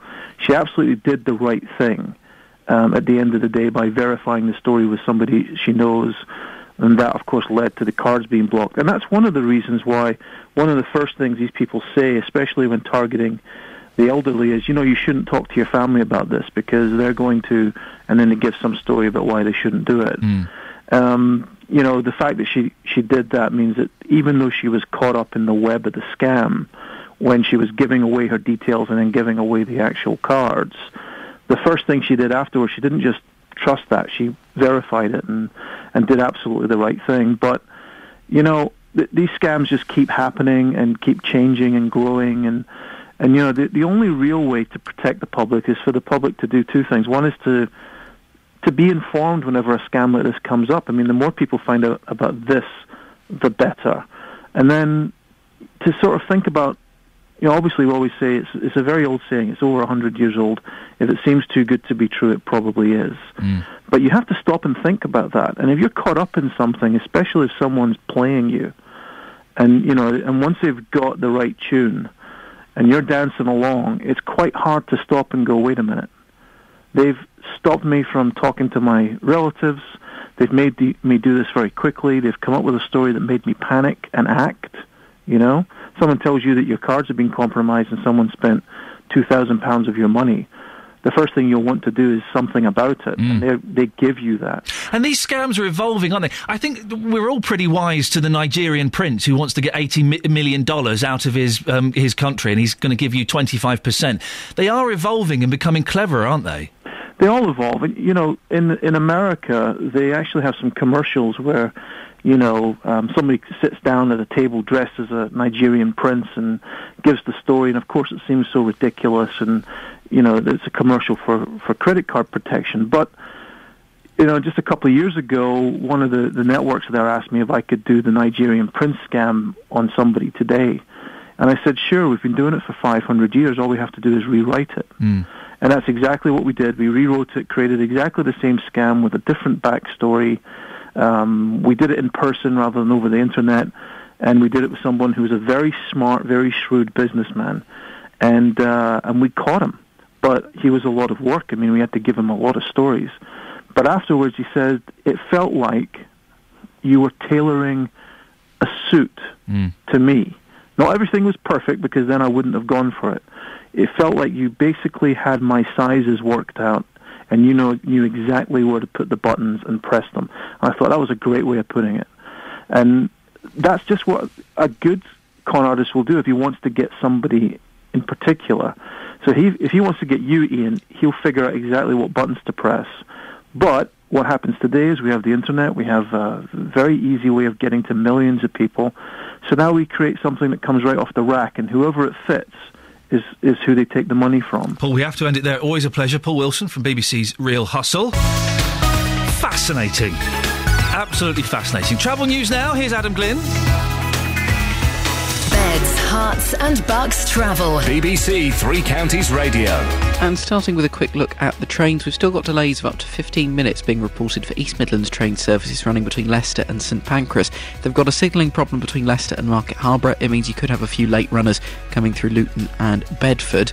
The A1 looking slow at the Black Cat roundabout. Then again, once you get into London, it's very busy between Apex Corner and Mill Hill Circus. The M1 hasn't eased off yet southbound from Bedford through to Flitwick. Still a bit of a queue there. And the M25 anti-clockwise is slow from Kings Langley at Junction 20 round to the M4 at Junction 15. Adam Glynn, BBC Three Counties Radio. Adam, thank you very much indeed. Right, 8:47, it's Monday the 8th of April. These are your headlines on BBC Three Counties Radio. A Bedfordshire woman has been handcuffed for trying to access her full medical reports. Police later apologised for their intrusive manner. Residents of Milton Keynes Council say an empty store, which Sainsbury's previously occupied, is detrimental to the local economy. And in sport, Saracens are through to their second Heineken Cup semi-final after beating Ulster last night. Coming up, Bedford's in line for a tourism boost if the town can lay claim to the burial place of the Saxon King Offa, according to local residents. We'll hear more before 9, but let's get the latest weather now. Here's Kate Kinsella. Beds, Hearts and Bucks weather. BBC Three Counties Radio. Well, it's a bit of a different feel to the day than we had over the weekend. A touch of spring over the weekend. Today, it's a lot colder. Temperatures outside at the moment ranging between freezing and 3 Celsius. So parts of the three counties we have got still the odd pocket of frost. 1 or 2 showers as well, though, I'm afraid, already starting to move in through parts of West Hertfordshire, for example. And these are going to come and go through the course of the day. Some brightness out there. We're seeing a bit of hazy sunshine from time to time, but a predominantly cloudy picture and a breezy one too. A rather cold easterly breeze developing as we head through the day, leading temperatures to struggle.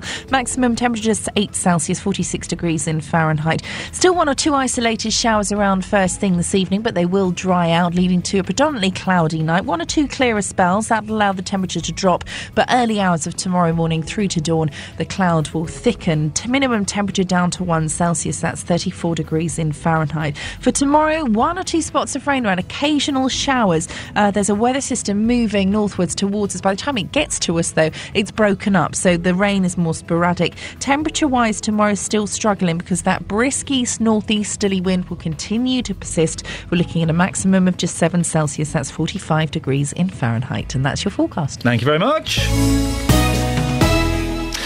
Now, Bedford is in line for a tourism boost if the town can lay claim to the burial place of the Saxon King Offa, according to local residents. Eric and Richard Compton say the recent enthusiasm of several cities to associate themselves with Richard III shows the potential in establishing a link with a key historical figure.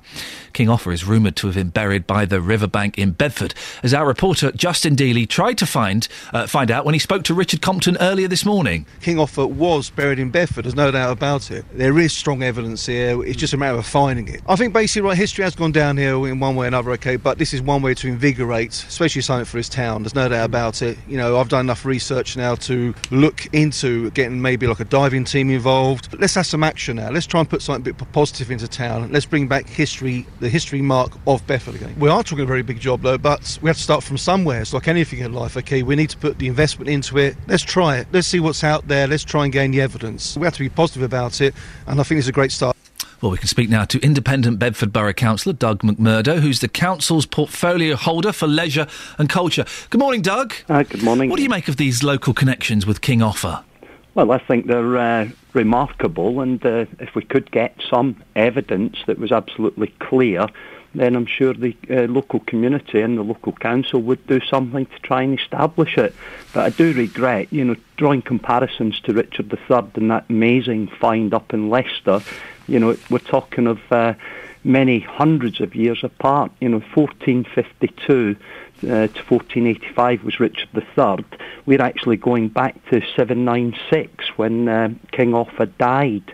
Now, there's no evidence, and I have to state there is no clear evidence. The nearest we can get to it was back in the 1200s when a Matthew Paris, a chronicler, actually wrote about the death and burial of King Offa, and he does in his account suggest it was in Bedford, but no specific location. The word near to the Grey Twos and near to Bedford is used frequently in many accounts of this. If there was a direct link that could be established between Bedford and King Offa, what benefits are there for a town? Is there a bit of cash? Is it a money spinner? Well, like any history and any cities like York, for example, they have great tourist attractions there, just with the history. St Albans, just down south of the county, with that amazing cathedral there. I mean, certainly these things can attract a lot of tourists. But, we will quite soon, on the 21st of June, be reopening the Higgins Bedford, the Borough Council's Museum and Art Gallery, and we've got lots and lots of history in and around the town of Bedford. Now, this is on the site of the Bedford Riverside development, which some people are saying is a little bit controversial. Could this be a ploy just to cause problems to that? Well, like any development, and I'm not going to talk about Riverside North specifically, any development that's in or around an area that there is any suspicion of archaeological remains, it's incumbent on the developer to carry out proper and thorough tests. So the Riverside North, just to mention that and just to take it out of the equation, that will be subject to very, very clear studies. So OK, we have to end it there. That's Bedford Borough Councillor Doug McMurdo. Thank you very much indeed. Paul from Flitwick. Paul, Paul, sorry, hello, yes? Yes, hello. You're right, who are you talking to then? Your other half. Oh, a work experience Ollie is not my other half. I can assure you that. My wife would be horrified to think I was dating a 19-year-old boy. Now, again. Right. Now, Paul, what have you got about King Offa? Well, the only King Offa I ever knew was when I was brought up. Well, I lived in St Albans, and there's a King Offa in St Albans in the Cotton Mill Estate, and that's called the King Offa, and that's been there since. Well, obviously, I'm over 50 and was there when I was 17, 16. Why has it been called the King Offa? So there's a pub that's called the King Offa, and that must mean there is a historical connection. Well, from Bedford to St Albans, I don't know, is there? Well, I don't know. To be honest, were you aware of who King Offa was, apart from a boozer? No. This is the thing. This is the problem, I think, because people are saying, oh, it's like Richard III. Shakespeare didn't write about King Offa. Not many people know who he is. Well, I've heard of Richard III. Yeah. Obviously, because he was a king. But well, Offa was a king as well, Paul. Paul, listen, we'll leave it there. We'll leave it there with the memories of the pub, just because I need to squeeze in Justin Dealey. Justin Dealey, good morning, sir. Hello, Ian. You're right. Yeah, I'm absolutely fine. Now, listen, we've got you on because the Daily Telegraph is suggesting that first-class stamps could go up to £1. I kind of think that's not bad value. If you post it... Where are you now, Justin? I'm in Bedford. I've been looking for King Offa. Now I'm talking stamps. If you posted a letter from Bedford to Glasgow, and £1 seems like perfectly good value to me. But if you posted a letter from Bedford to Luton, would it then be good value for money? At the same price, of course. Get the bus. You've been out and about asking people about this, haven't you? Absolutely. Some interesting views. I'm in Bedford this morning. I've been asking people, is £1 too much? And this is what they had to say. Sir, £1 for a first-class stamp, if it was to go up to £1, is that just way too much? If it was local, it would be quite a lot of money. But if it means the post office has to survive, what is the alternative? So you prefer to pay that price as long as that service stayed open, and you in actual fact think if it was going to Scotland or somewhere like that, £1 might represent good value for money? I would have thought so, yes, every time. Now, Bill, you send quite a lot of letters. If the price of a first-class stamp went up to £1, how would that make you feel? Well, I think it's disgraceful, really, that it's that price. I think, really, that they ought to think about getting themselves more efficient. At one time, years ago, you had the post first thing in the morning. Now it can be any time. So if it was to go up to £1, would that put you off writing letters to friends and family? Yes, it would. It would definitely put me off. We already cut down on Christmas cards and Easter cards because the price of the stamps. Already, yes. So we don't want any more increases, no. OK, well, what is your message to Royal Mail this morning, then? Because clearly you're concerned about this, you're not happy about it, you use the word disgraceful. What is your message to them this morning? To get their act together and be more efficient and competent and try and not increase the price, but bring the price down, if anything, but certainly not increase it. So you send quite a lot of letters. £1, is that too much? No, it's not too much. Not for me. It might be for some people. But I like to receive cards and letters, so I just feel it's nice to return them rather than electronically. So even if it went up to £1, you'd still carry on as normal? It certainly wouldn't put you off sending any letters like you do at the moment? No, not at all. OK, thank you very much indeed for your time. Sir, what's your name? Jim. Jim, £1, is that too much? It could be too much for some people. I don't send all that many letters. As I mentioned to you, I do a lot of my correspondence by email, so it's hardly too much for me, and a lot of official correspondence has an automatic reply, a free post reply. But I think for some people, people on low wages who want to send postcards and birthday cards to their grandchildren and things like that, it can be a little bit problematic. Justin, do you send many letters? Oh, Justin, sorry, you're there. Do you send many letters? Well, I was thinking about this earlier. I cannot remember the last time I sent a letter, even at Christmas time. A lot of it now is on email. I honestly can't remember, genuinely, the last time I sent a letter. I had to post some car insurance documents last week. I'd have paid £1 for it. And I don't send Christmas cards. I don't send birthday cards. I think they're a con. They're complete...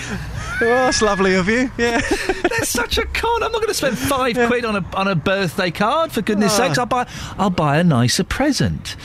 But I just think people have to realise everything is going up, and going up from 60 pence to £1. I don't see a problem with that. I mean, most people there didn't have a problem with it, but you heard the words of the Bill there. He sends a lot of cards already. The price at 60 pence. That's putting him off sending Christmas cards and Easter cards. So if it went up to £1, of course, he wouldn't have that regular contact with his friends and family. With the letters, that would certainly affect his life. Justin Dealey, excellent stuff as always. Thank you very much indeed. Don't forget, if you want to get in touch with me when I'm off air, Iain.lee@bbc.co.uk, Iain.lee at bbc.co.uk.